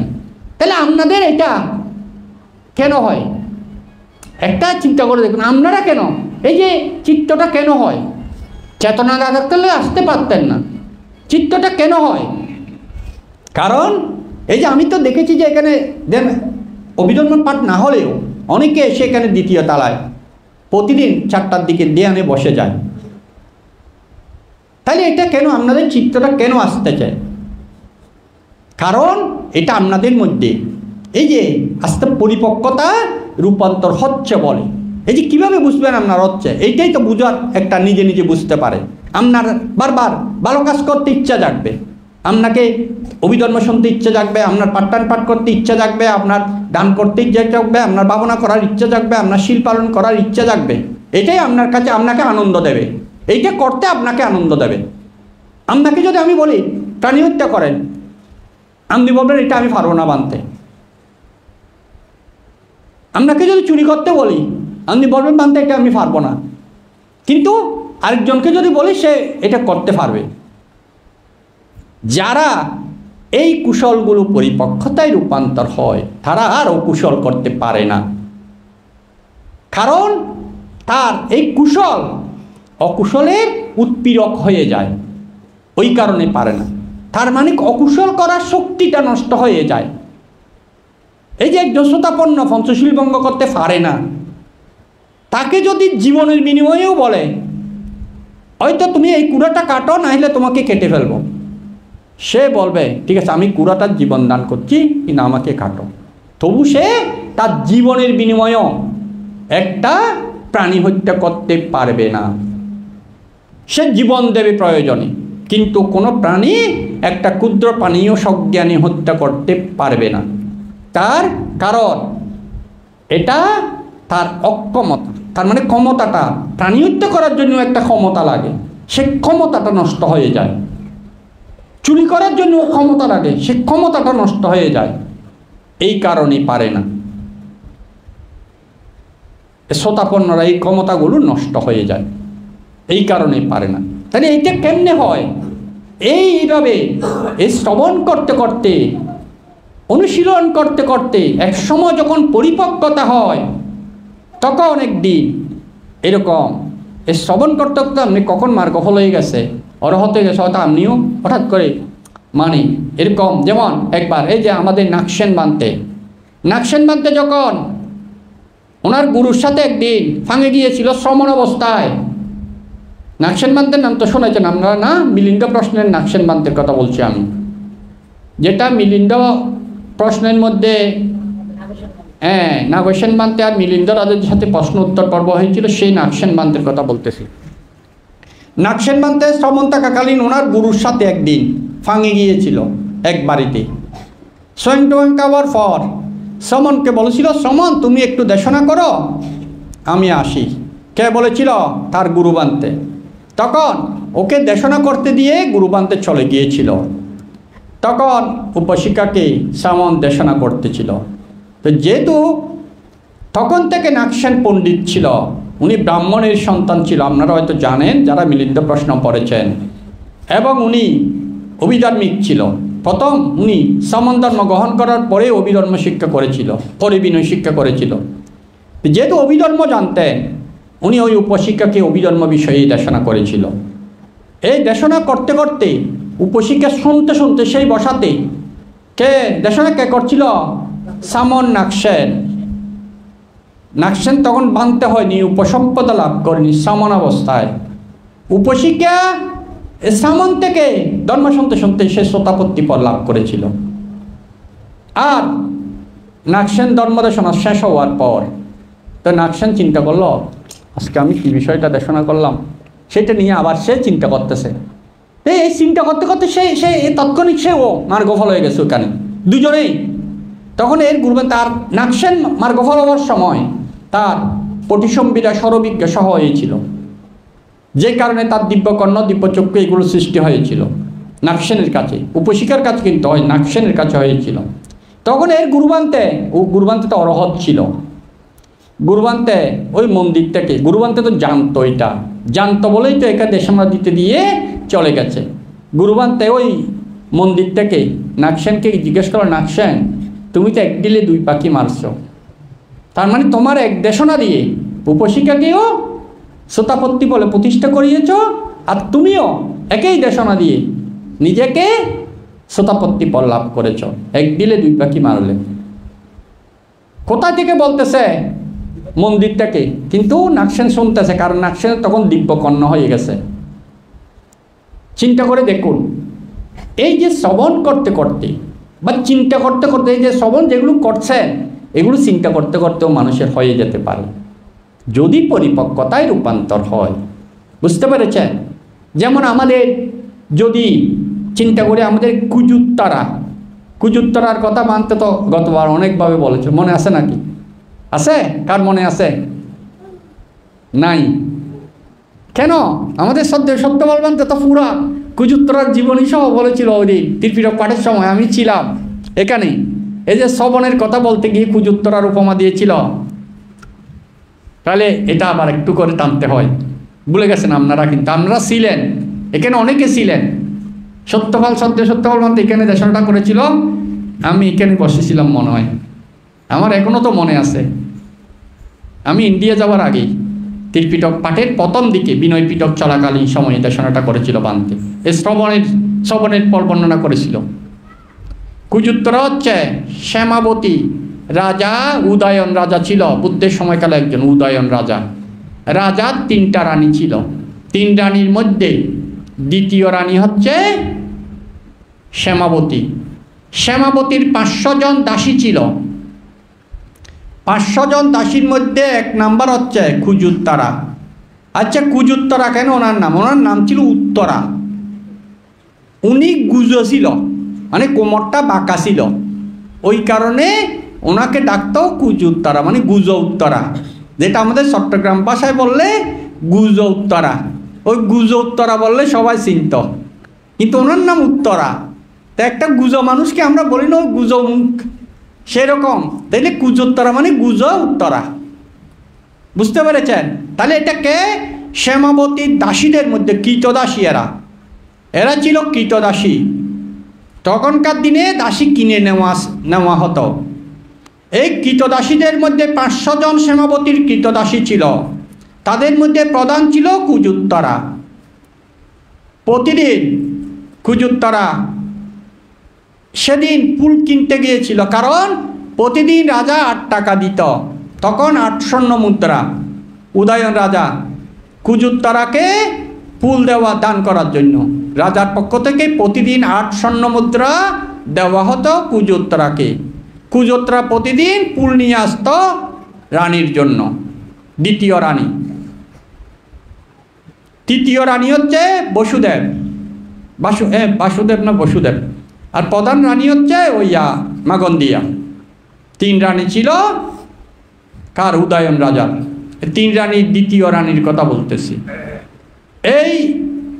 এই কুজুত্তরা প্রতিদিন কি করত? 4 টাকার ফুল নিত, 4 স্বর্ণ মুদ্রার ফুল নিত, আর স্বর্ণ মুদ্রা চুরি করে রেখে দিত। ফুল নিত 4 স্বর্ণ মুদ্রা, আর 6 স্বর্ণ মুদ্রা চুরি করে রেখে দিত। কিন্তু সেদিন যাওয়ার পথে সেই উদয়ন রাজার এলাকায় সম্যক সম্বুদ্ধ ওখানে এসেছিল। এই সম্যক সম্বুদ্ধ যখন ওখানে এসেছিল, সেদিন কুজুত্তরা ফুল কিনতে যাওয়ার সময় বুদ্ধের সভা দেখে সেই সভাতে ধর্ম শ্রবণ করার জন্য বসেছিল। ধর্ম শ্রবণ করতে করতে কুজুত্তরা পটিসম্বিদা সহ শ্রোতাপত্তি লাভ করেছিল। পটিসম্বিদা, এখানে একটা কথা, পটিসম্বিদা মানে যারা অটোভাবে পড়তে হয় না, অটোভাবে তার এই অভিধর্ম জ্ঞানগুলো, সূত্র বিনয়ের জ্ঞান হয় না, অভিধর্ম পিটক পুরা অটোভাবে জ্ঞানটা চলে আসে। মার্গফল লাভ করার সময় তার অটোভাবে জ্ঞানটা চলে আসে এবং সে এই জ্ঞানের অধিকারী হয়ে যায়। তাকে আর বই পড়াগুলো মুখস্থ করতে হয় না।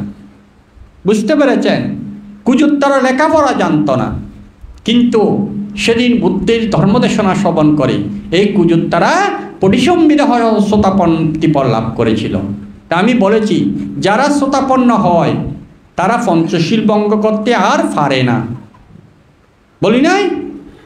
যেই কারণে কুজুত্তরা সেদিন আর চুরি করতে পারবে না।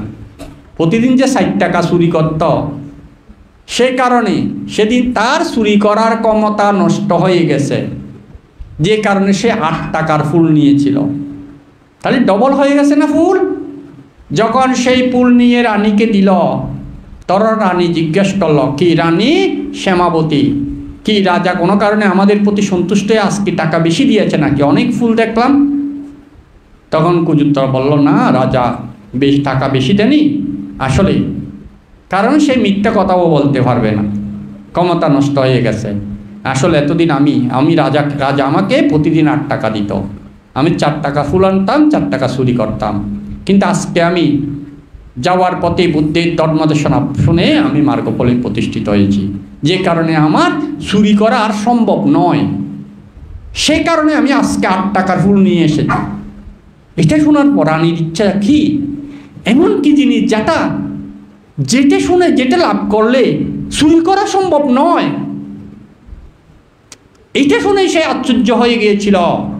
তখন কুজুত্তরাকে বলল, তাইলে সেই ধর্ম আমাদেরকে একটু শ্রবণ করাও। একেবারে শ্রবণ করার জন্য উতলা হয়ে গেল। তখন কুজুত্তরা বলল, তাইলে, কারণ সে যেহেতু দাসী, রানী তো উঁচু আসনে বসে, দাসীরা তো নিচু আসনে বসে। সে বলল, আমি যদি ধর্মদেশনা শ্রবণ করাতে চাই, তাইলে আমাকে উঁচু আসনে, ধর্ম আসনে বসাতে হবে। রানীকে বলল, নাইলে আমি সেই দেশনা, সেই ধর্ম দিতে পারবো না, বলতে পারবো না। তখন রানীকে একটা উচ্চ আসনে বসিয়ে, ওরা যেই আসনে বসাচ্ছে সেই থেকে উঁচু আসনে বসিয়ে, কাকে? কুজুত্তরাকে, দাসীকে বসানোর পর তাহলে রানীসহ আরও 499 জন দাসী সবাই বসেছিল এবং কুজুত্তরা থেকে তারা এই বুদ্ধ, কারণ যেহেতু সে পটিসম্বিদা লাগে, তার এগুলো অটোভাবে চলে এসেছে। সে এমনভাবে সেদিন ধর্মদেশনা করেছিল রাজবাড়িতে। এই কুজুত্তরা থেকে শুনে এই শ্যামাবতী সহ 500 দাসী তারা সবাই শ্রোতাপত্তি লাভ করেছিল শ্রবণ করতে করতে। এই কথাটা বানতে আমাদের শ্রদ্ধেয় সত্যপাল বানতে কিন্তু ত্রিপিটক পাঠের সময় বলেছিল। আপনারা ভুলে গেছেন যে? মনে আছে? এখন মনে পড়তেছে নাকি? একটু একটু মনে পড়তেছে না? তাইলে কারণ আপনারা মনে করতে পারছেন না বলে এই কথাটা আমি আবার রেফারেন্স টানলাম, নাহলে এটা বলতাম না। এই কুজুত্তরা, এরা সবাই যখন শ্রোতাপত্তি লাভ করেছিল, তো তখন এইটা নিয়ে বুদ্ধের সময় ভিক্ষু সংঘের মধ্যে একটা প্রশ্ন এসেছিল, মানে কুজুত্তরা ভগবান এমন কি করেছিল যেটা সে তার ধর্মদেশনা আসলে 500 জন মার্গফল লাভ করতে পারে, বা কী বা কর্ম করেছিল সে যে আজকে কৃতদাসী কুলে জন্ম নিল। কি কর্মের প্রভাবে কুজুত্তরা মার্গফল বা প্রতিসম্বিদা সহ মার্গফল লাভ করল, আবার কি বা কর্মের প্রভাবে সেই গুজ হলো? তিনটা প্রশ্ন এখানে না? কি কর্মের প্রভাবে সে গুজ হয়েছিল, কি কর্মের প্রভাবে সে কৃতদাসী হয়েছিল, আর কি কর্মের প্রভাবে সে আজকে প্রতিসম্বিদা সহ মার্গফলে প্রতিষ্ঠিত। এখানে তিনটা না? তাহলে এই তিনটা কর্মের একসাথে, ওই যে আমি বলেছি অনেকগুলো কর্ম একসাথে আমাদের ফল দেয়। এই দেখুন, তাইলে এই বিষয়গুলো বলতে গিয়ে বুদ্ধ বলেছিল এই যে কেন প্রথমে কৃতদাসী হয়েছিল। এক সময় দেখুন, এক বুদ্ধের সময়কালে এই কুজুত্তারা ছিল, সে এক শ্রেষ্ঠীর মেয়ে, তার একজন বান্ধবী ছিল। তখন জগতে সম্যক সম্বুদ্ধ উৎপন্ন হয়েছিল। সেই সম্যক সম্বুদ্ধের একজন ভিক্ষুণী, সেই ভিক্ষুণী ছিল অরহৎ, কিন্তু কুজোত্তরার বান্ধবী ছিল, গৃহজীবনের বান্ধবী ছিল। ওই অরহৎ ভিক্ষুণী কুজোত্তরার গৃহজীবনের বান্ধবী ছিল। তখনকার সময় একদিন ওই অরহৎ ভিক্ষুণী রাজবাড়িতে এসেছিল তার অতীতের বান্ধবীকে একটু ধর্মদান দেব চেতনায়, কারণ সে অরহৎ, তার বান্ধবীকেও এই ধর্ম দান করবে এই চেতনা নিয়ে। কিন্তু দুর্ভাগ্যের বিষয়, ধর্মদান তো দূরে থাক, এই আসার পর সে ওই বান্ধবী সুলভ, তাকে ভিক্ষুণী সুলভ আচরণ না করে সেই সময় কুজোত্তরা সে শ্বাসকোষ করছিল। তো শ্বাসকোষ করার কালে যখন এই অরহৎ ভিক্ষুণী, যেহেতু ওর গৃহজীবনের বান্ধবী, তো বান্ধবী হিসাবে সম্বোধন করে, সে বলেছিল মানে এই আমার ইয়াটা ওই মানে চিরনিটা ওখান থেকে দেতো একটু আমাকে, ওই বান্ধবীকে যেভাবে আমরা বলি আর একজন বন্ধুকে বা বান্ধবীকে যেভাবে সম্বোধন করি, এইভাবে সে আদেশ করেছিল। কাকে? ওই অরহৎ ভিক্ষুণীকে। এই আদেশ করার পর ভিক্ষুণী চিন্তা করল, কারণ সে প্রতিসম্বিদা লাভী অরহৎ মার্গ সর্বাভিজ্ঞ ছিল। তখন সে চিন্তা করল, আমি যদি এখন না দিই, তার মনের মধ্যে আমার প্রতি ক্রোধচিত্ত উৎপন্ন হবে, ক্রোধচিত্ত উৎপন্ন হলে সে নরকে যাবে। আর আমি যদি দিই তাহলে সে দাসী হবে। ওই যে অরহৎ ভিক্ষুণীকে কাজ করানোর জন্য আদেশ করেছে, এই কর্মফলে দাসী হবে। তখন ভিক্ষুণী চিন্তা করলো, আমি না দিলে তোর ভাই নরকে যাবে, নরকে যাওয়ার চেয়ে দাসী হওয়া অনেক ভালো। এই চিন্তা করে ওই অরহৎ ভিক্ষুণী তখন চিরনিটা এই কুজোত্তরাকে, সে জন্মে সে সৃষ্টিকন্যা ছিল, তাকে দিয়েছিল। তো আর এখানে ধর্ম দেশনা করা হয়নি। এই কিছুক্ষণ বসে চলে গেলেন কে? ভিক্ষুণী। কারণ কুশল করতে এসে আর একটা কুশল সৃষ্টি হয়ে গেছে তখন, আর এই বন্ধুসুলভ আচরণ করে আরও অনেক পাপ করে ফেলতে পারে, যে কারণে অরহৎ ভিক্ষুণী চলে গিয়েছিল। তাহলে এই কর্মের ফলে ওই যে জন্মে জন্মে প্রতি জন্মে সে কৃতদাস কুলে জন্মেন। ওই যে একজন ভিক্ষুণীকে যখন দেখেন, আমরা এখনও দেখতে পাই অনেক উপাসক উপাসিকারা ভিক্ষু সমনকে কাছাড়ায়,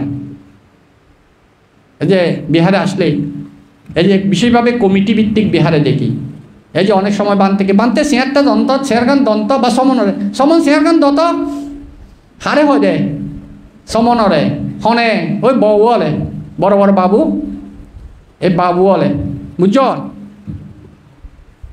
যারা বাবু হল আছে আর সমাজর নেতৃত্ব দেয়, এই বাবু হলে অনেক সময় ভিক্ষু সমনের হয়, সমন চেয়ারগান দত এরকম খাসারায় বিভিন্ন। এই যারা ভিক্ষু সমনের খাসারায়, এই তারা জন্মে জন্মে হদ্দে দাসকুলে জন্ম নেই। তারা ওই মানুষের খাস করি কম করে, সবসময় মানুষই তারা খাসারায় দিয়ে এরকম কর্মপ্রভাবে এরকম কুলে জন্ম নেবে। এই কুজাদাসীয় এই কারণে গুজ, আচ্ছা এই কারণে দাসী হইতো দে এই উগ্র কর্ম। দ্বিতীয় দিন আরেক জন্মর কথা, এই জন্ম উগ্র পাচ্ছিক্য বুদ্ধ একদিন পিণ্ডিচারণ দাসী হনে পাচ্ছিক্য বুদ্ধ এই পিণ্ডিচারণ যাতে সে এই হরে ওই কুজা দাসির গরত তখন এই কি করছে কিছু সোয়াই তরি তরকারি পাচ্চক উত্তরে পিণ্ডি চারণত দান দি বন্দনা করে প্রার্থনা করছে রে হ্যাঁ যে এই যে পাচ্চক বুদ্ধ যে জ্ঞান লাভ করছি সে আই যে সেই জ্ঞানের অধিকারী হতে পারি এই প্রার্থনা করছে দান দিয়ে তাহলে যে অরহতের পাচ্চক বুদ্ধ মানিত অরহত জ্ঞান বুদ্ধ মানিত অরহত জ্ঞান তার মানে সেই জ্ঞান লাভ করতে পারে চারিয়ার্য সত্য জ্ঞান তাহলে এই কর্মের ফলে এই পটিসম্বিদা সহ অরহত হয়ে যায় ওই যে হারে পাচ্চক উত্তরে ফিন্ডি চারণ দান দিয়ে প্রার্থনা করছে দেখি হ্যাঁ যে বুদ্ধ যে জ্ঞান লাভ করছে এই সেই জ্ঞান চারিয়ার্য সত্য জ্ঞান লাভ করতে পারি জেনেরি সেই জ্ঞান লাভ করতে পারি এই কর্মের ফলে আর গুজ কিনলে ওই আসলে পাচ্চক্য বিদ্যা এই বুদ্ধই আসল দি গুজ তো ও কী করছে স্বয়ং দিয়ে বটে কিন্তু আরেকবার হতা প্রসঙ্গে ওই এবার বান্ধবীরে গল্প করতো যায় হত দেয় হয়তো আজিয়া ফিন্ডি চান করতো পাচ্চক্য বুদ্ধ সেটাই এন্ডিকে গুজ মানে ওই গুজ এন্ডিকে পাচ্চক্য বুদ্ধ গুজ আসলে ওই অভিনয় করে দেখাই ঠাট্টা করিয়া নারী ঠাট্টা করি অভিনয় করে আর অনেক কিছু ন দেখাই না এই পাচ্চক্য বুদ্ধ যে গুজ আছিল এই যেন অভিনয় করে দেখাই দেয় আরেকজনরে দুষ্টামি করি পারলে একটা চিত্তই বা আর চিত্তই নকি কই এই কারণে সে জন্মে জন্মে গুজ হয় আর ওই যে অরহত বিক্ষুণীরা হাসারাই এহতলায় জন্মে জন্মে দাসী হয় আবার পাচ্চক্য বুদ্ধর যে দান দি প্রার্থনা করছি সেই জ্ঞান লাই এহতল্লাই বুদ্ধ সাক্ষাৎ পাই আবার সেই জ্ঞানের অধিকারী হই এইবার বুদ্ধ হনে ভিক্ষু সংঘরা প্রশ্ন করছে দে কেনে মানিবে কিনলে গুজ হই কিনলে দাসী হই এবং আবার কেনে এরকম প্রতিসম্বিতে সহ সর্ববিজ্ঞা সহ যার জ্ঞান লাভর ক্ষমতা আছে ইবে হাই রকম হইতো এই বুদ্ধ ভিক্ষু সংঘর দেশনা করছিল বুঝছেন তো এই কুজা দাসী তরিসন এই ইতারা ব্যাগ গোল শুনিয়া না মার গহল লাভ করছে দে আবার আরও দেখি যেন বুদ্ধের সময়কালে 500 হালা বাঁধুর ওনারা আগে নিশ্চয় উন্নয়ন উগ্রবান্তে চঙ্কর গুহার ভিতর চঙ্করমণ করতো দেয় অভিধর্ম পাঠ করত অভিধর্ম পাঠ করে চঙ্করমণ করতো তা খালা বাঁধুরই উনি লটকা লটকে ওই গুহার ভিতর বই থাকতো তো এই উনি তো শুনতো আচ্ছা খালা বাঁধুরই বুঝেন না ন বুঝের কিন্তু তো শোনের দেবেও যে হইলাম আর শুনির দেবে অটোভাবে এবার মানুষ হোক এবার বৌদ্ধ হোক হিন্দু হোক খ্রিস্টান হোক মুসলমান হোক পশু হোক ফাঁকি হোক এবার অটোভাবে আর চিত্ত সেফর হতব হয় না নয় খালিও বোধবার হয় আজিও হয় তাহলে ফাঁকিও নত সেম নয় অভিধর্ম হইবে শূন্য যে ন বুঝে কিন্তু সেফ তো শুনিয়া না এই যে শুনি সেফ হইয়ে এইভাবে প্রতিদিন শুনতে আসলে একটা জিনিস প্রতিদিন শুনিলে যান ন বুঝিলেও ভালো লাগে শুনিবে ভালো লাগে দেরি একবার খারাপ জিনিসও যদি অনেক একখানে খারাপ কাজ প্রতিদিন করন খারাপ কাজই আনতে ভালো লাগবে আবার বালা হাসো প্রতিদিন করলি আমি ভালো লাগবে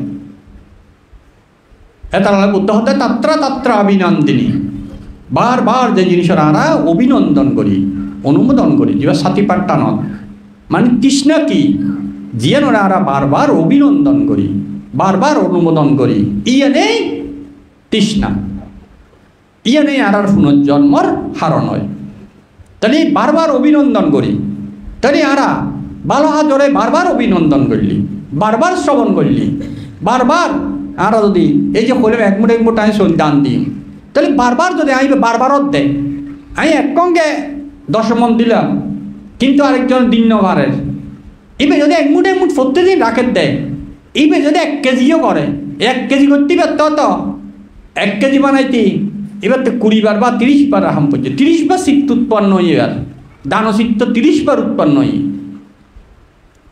এই 30 বার দানচিত্ত যোগলি শক্তি ওই 10 মনত যদি কেন যাব এবার 1 কেজি তো শূন্য কেন পারে যদি বা চেতনা সেরকম থাকে হারণ এবার 30 বার চেতনা উৎপন্ন হয়ে আর ওইবার দনি দেরি এবার একঙ্কে 10 মন দিয়ে কিন্তু চেতনা একবার আসিল দি আর চেতনা এবার নির্ভর করি চেতনাই তো কর্ম, চেতনার উপর নির্ভর করতে পুণ্য শক্তি সদ্দূরে রূপান্তর হই।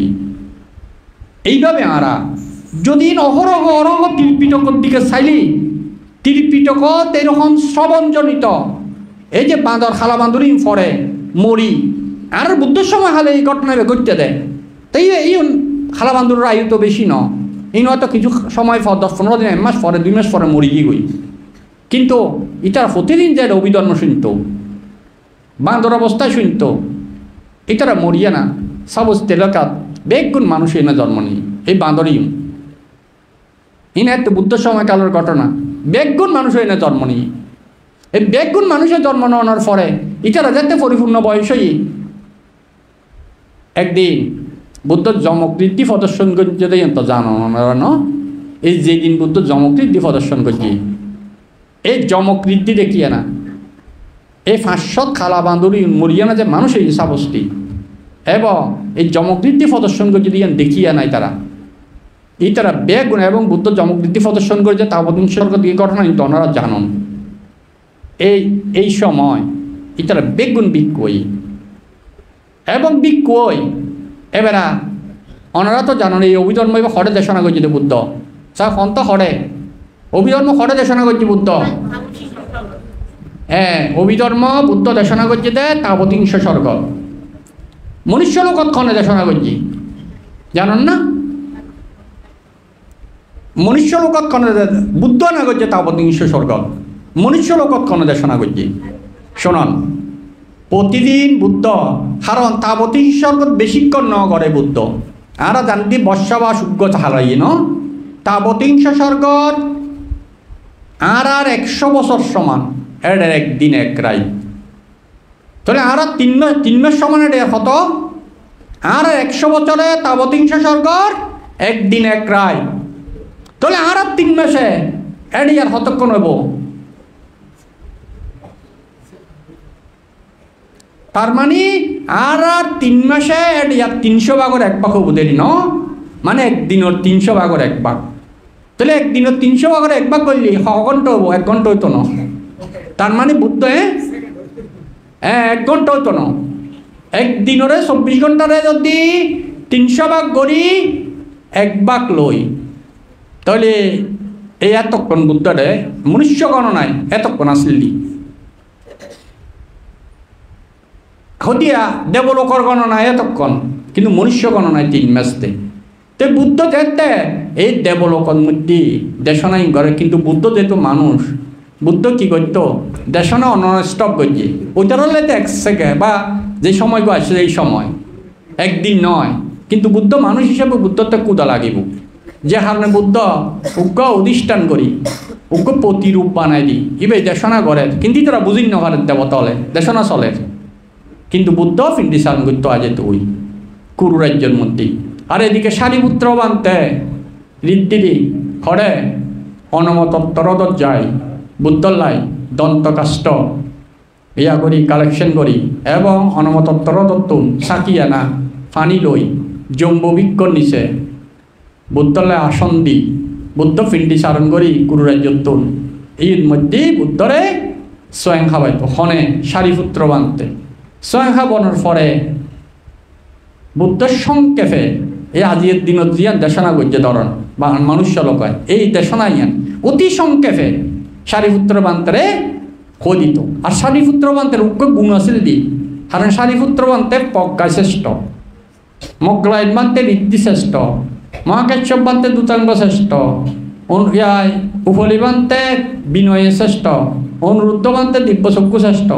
তাহলে যেহেতু প্রজ্ঞা শ্রেষ্ঠ সারিপুত্র বান্তি বেনে নমত বুদ্ধর অল্প হতারে এই অভিধর্মর অল্প হতারে সারিপুত্র বান্তে বিস্তারিত ব্যাখ্যা করে হইতে পারত। তো বুদ্ধ সংক্ষেপে এই সময় খাইয়ে না জম্বুবিক্ষর নিচে বই অতি সংক্ষেপে আজি দেশনা করছি সারিপুত্র বান্তরে হইতো। আর সারিপুত্র বান্তে এবারা তুমি বুদ্ধরে বন্দনা করে বিদায় লই ও মনুষ্য লোকতায় যেত কই বুদ্ধ আবার তাবতীংশ যাই ওই প্রতিমুখীদের দেশনা চলে এটা বন্ধ নাই, বুদ্ধ আবার বুদ্ধ নিজে দেশনা জানে শুরু করে। আর এদিকে সারিপুত্র বানতে আয় আবার এই মনুষ্য লোকত ওই 500 ভিক্ষু যারা জমকৃতি দেখিয়ে না বিক্ষয়েল এই তারা সারিপুত্র বান্তার হাসইল সারিপুত্র এই তারা বানতে ইতারার এই অভিধর্মহীন এই প্রথম হারারে ওই ভাষ্যবিক্ষু হন ভাষ্যবিক্ষু যে ভাষ্যবিক্ষু হালাবান্ধুর আছিল হালাবান্ধু থাকা সময় অভিধর্ম শূন্য দেয় তারা কিন্তু এখন বিক্ষয়ে না এই প্রথম সারিপুত্র বান্তের তো না আবার শোনার দেয় ইতারা এই 500 জন এই সারিপুত্র বান্তি তারা দেয় শোনা করত এইভাবে প্রতিদিন চলতি এই এক সময় এই 500 জন বিক্ষয়ন বুদ্ধ তাবদিংশ স্বর্গত থাকাকালীন সময়ে তো একসাথে চল ওদিকে বুদ্ধ তাবদিংশ স্বর্গত করে এদিকে সারিপুত্র বান্তে মনুষ্য লোকত করে এই বুদ্ধর এই অভিধর্ময়ন এই সেই সময় বর্ষাবাস চলে কারণ বর্ষাবাসের সময় তো আসলে এক বর্ষাটা হারাই দিল না এই সময় এই 500 ভিক্ষু এই অভিধর্ম শ্রবণ করতে 500 ভিক্ষু বেগুন রহত ফল লাভ করছিল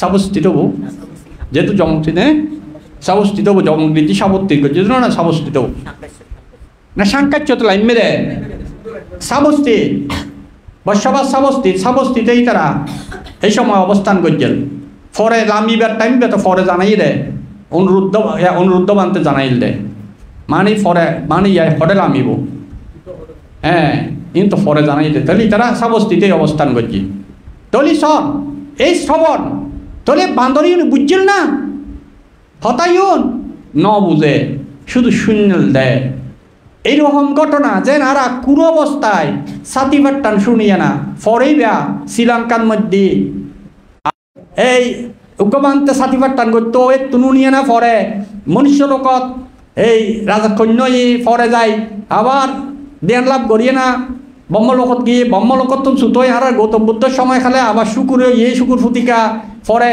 14 জন্ম শ্রীলঙ্কার মধ্যে মানুষ হিসাবে জন্ম নিয়ে এই 14 জন্মের মধ্যে 14 জন্ম এই বেকা একটা মন্ত্রীর বউ এনে জন্ম নিয়ে শ্রীলঙ্কার 14 জন্ম শ্রীলঙ্কার মানুষ এনে জন্ম নিয়ে মন্ত্রীর বউ যাতে জন্ম নিয়ে একদিন দু অরহত বানতে ফিন্ডি চান করতে আসছে হরহত ওই মন্ত্রীরও বাড়ি এই ফিন্ডি চান করতে আসছে স্বয়ং দিতে পারি তখন মন্ত্রীর বউয়ে স্বয়ং দিয়ে না যাতে যার গই তখন উগ্র অরহত হানি তার দিব্য চক্ষু দাঁড়িয়ে আসি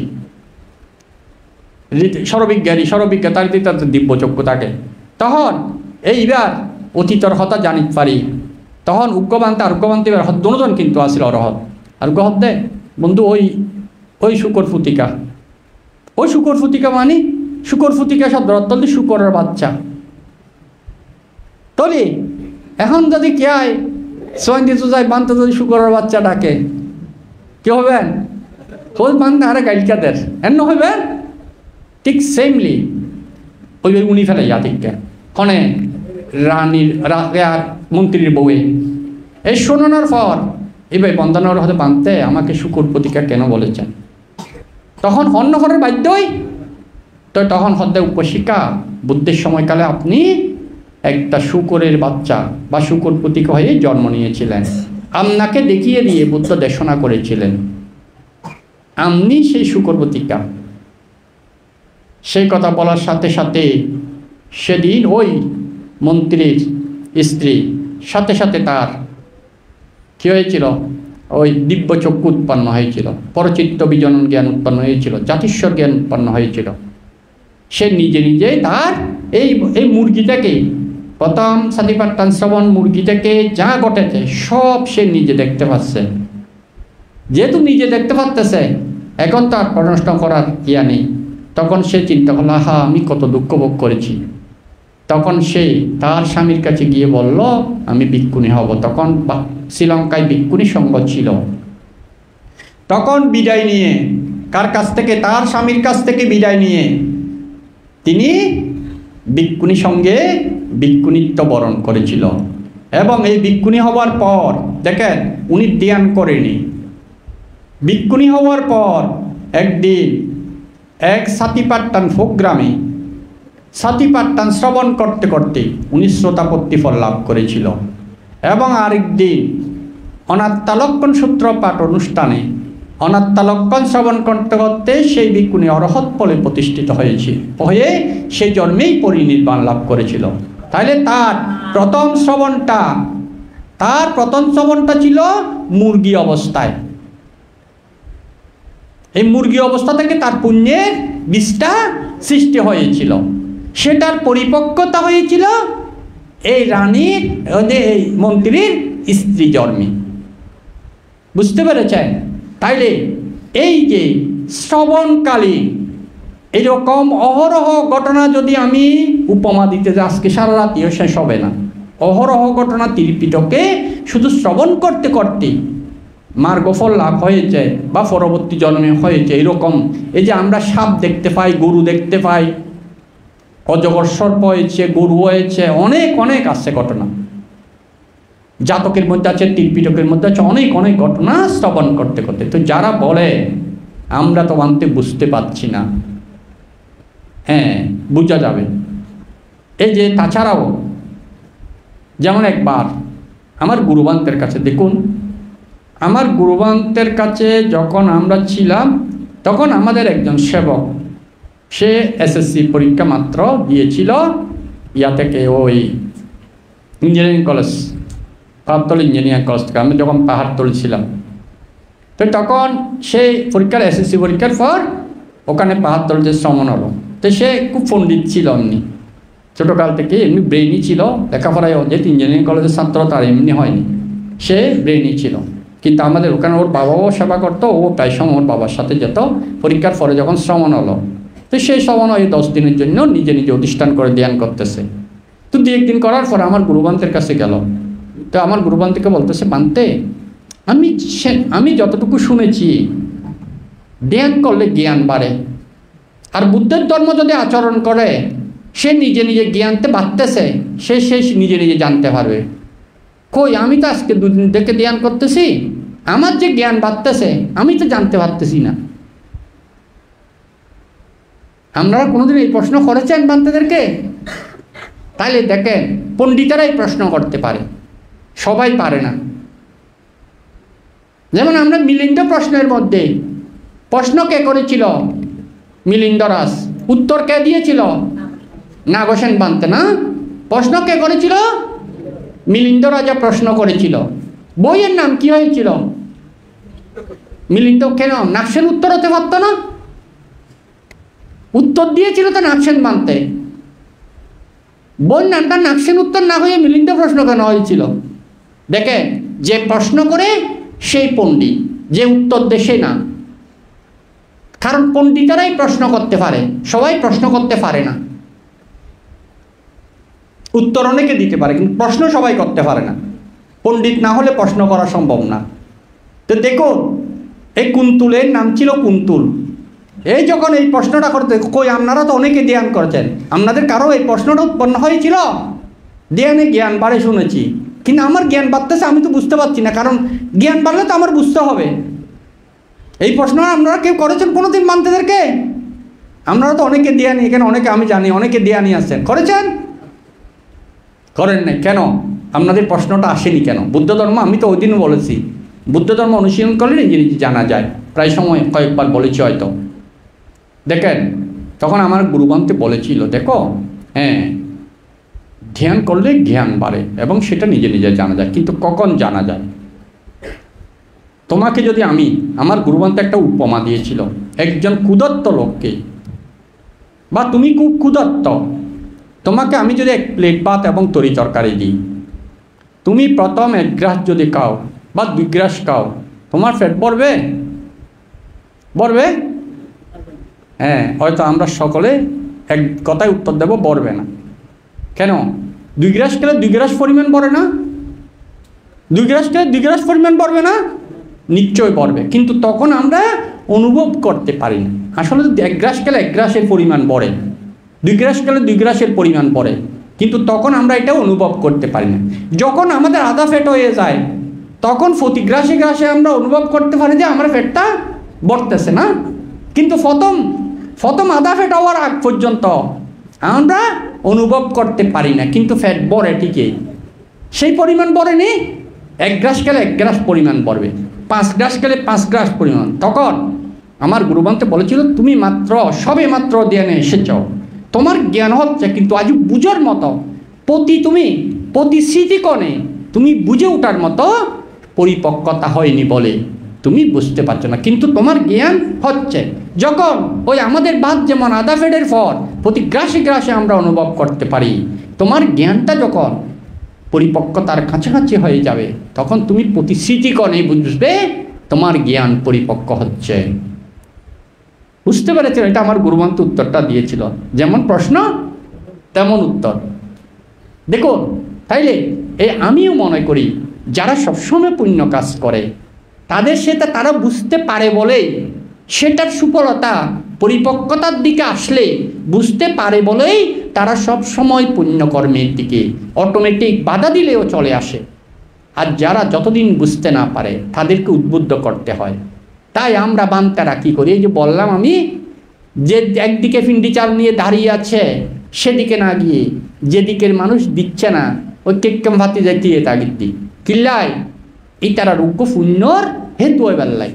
এই ভিক্ষু সংঘরাও অনারারে হইয়ে না বা ইয়ে বানতে অনারারে হইয়ে না এই আয়োজনীয় গড়ার অনারারে আইবেল্লাই হর অনারারে হইয়ে না এই পুণ্য হরমত হেতু সৃষ্টি করার দে বানতে টিয়াই লাকি নদের বানতে টিয়াই আবার এই হাতেই খরচ করতে না, কিন্তু অনারারে হই ইবা উগ্র পুণ্যত হেতু সৃষ্টি করার দে। আর এটা নোয়ালি সৈন্য হয়তো এটা আসছি দে আজ বান্তা এইজনই গজ্জি দে অনারা সৈন্য দ্বন্দ্ব আর হাইট দিন আগিয়ে হই তীরপিটক পাঠার সময় অনারা নদীলে যদি আর পুণ্য ফারমি থাকে কে না কে ব্যস্ত দেবতলে আইলে সৈন্য দিব যদি আর পুণ্য ফারমি থাকে, কিন্তু অনেক বঞ্চিত হইবেন দে। বরঞ্চ বানতে যা যে এইজনবে গজ্জি দে আর আইনিও তাই না আজ পাঠ করি আরও কিছু পুণ্য অর্জন করি পারে। এবার পাঠ করিতে আর তো সংস্কার নর আর তো হইবে সেই নর আর তো হইবে জমক কর্ম নর কুশল জমক শুধু অনারত্ব অর্ধে নয় আর পাঠ করিতে আর তর আর ভিতর যারা শ্রবণ করে তার তর। এই যে আমি অনার ধর্ম দেশনা করতে অনারা শুনিয়ে না অনারার পুণ্য আই ধর্ম দেশনা হইতে আর আরও বেশি হয় আত্মীয় আবার জমক অর্ধে হারনি আরো শক্তিশালী অর্ধে আনতে। এইভাবে আমরা এই শ্রবণজনিত পুণ্যয়ন আর কি করিতে পারে শক্তিতে রূপান্তর করি। এক সময় যখন ফল দিব এই ফল দিতে হাইতি সর না একটা নিন্তর রান্তি বাজার করতে আয়োজন করতে টিয়া হামাইতি বেগুন গড়িয়া না আয়োজন করতে দিন লাগে, কিন্তু খাইতে কতক্ষণ লাগে 15-20 মিনিট খাওয়া শেষ ন। কিন্তু ইয়ান আয়োজন করি টিয়া হামাই বাজার করি আয়োজন করি ব্যাগ কিছু করতে দিন লাগে। এই আয়োজনের দেরি ওই অরহত বেলাই আয়োজন, কিন্তু অরহত হইতে বেশিক্ষণ না লাগে। এক শিক্ষকগণত অরহত হইতে পারে এক তুরিক্ষণত অরহত হইতে পারে, কিন্তু আয়োজনই পরিপক্কতা অতি সময় লাগে দে। এই বিভিন্ন পুণ্যকর্ম করতে করতে পরিপক্কতায় রূপান্তর দেয়। শ্রবণজনিত দানজনিত শিলজনিত ভাবনাজনিত বেগ পুণ্য একত্রই এনে যাতে শক্তিতে রূপান্তর হয়, তখন এক তুরিক্ষণের ভিতর মার্গফল বা অরহত যজ্ঞ পায়। জিনিসটা বুঝে গিয়ে না এইভাবে আমরা চেষ্টা করিবেন। অত কতটুকু বুঝাতে পারছে হইন্য করি ওনারা এইভাবে ওনার জীবন সুন্দর করি চেষ্টা করিবেন। এইভাবে করলি আর প্রত্যেকের কল্যাণ হব মঙ্গল হব। এবং বান্তের প্রতি আমি আবারও বন্দনা নিবেদন করি এবং বান্তে যে আয়োজন করছি এ হাতলায় আর সুযোগ লাভ করছি আনলে বান্তের প্রতি কৃতজ্ঞতা জানাই, বান্তের নিরূপ দীর্ঘ এই জীবন কামনা করি।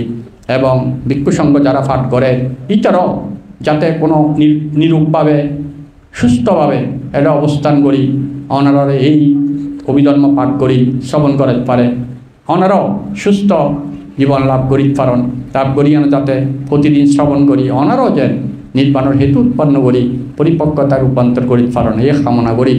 এবং সংঘর প্রতি আবারও বন্দনা নিবেদন করি, আন্তর্ম আলোচনায় পরিসমাপ্তি করি।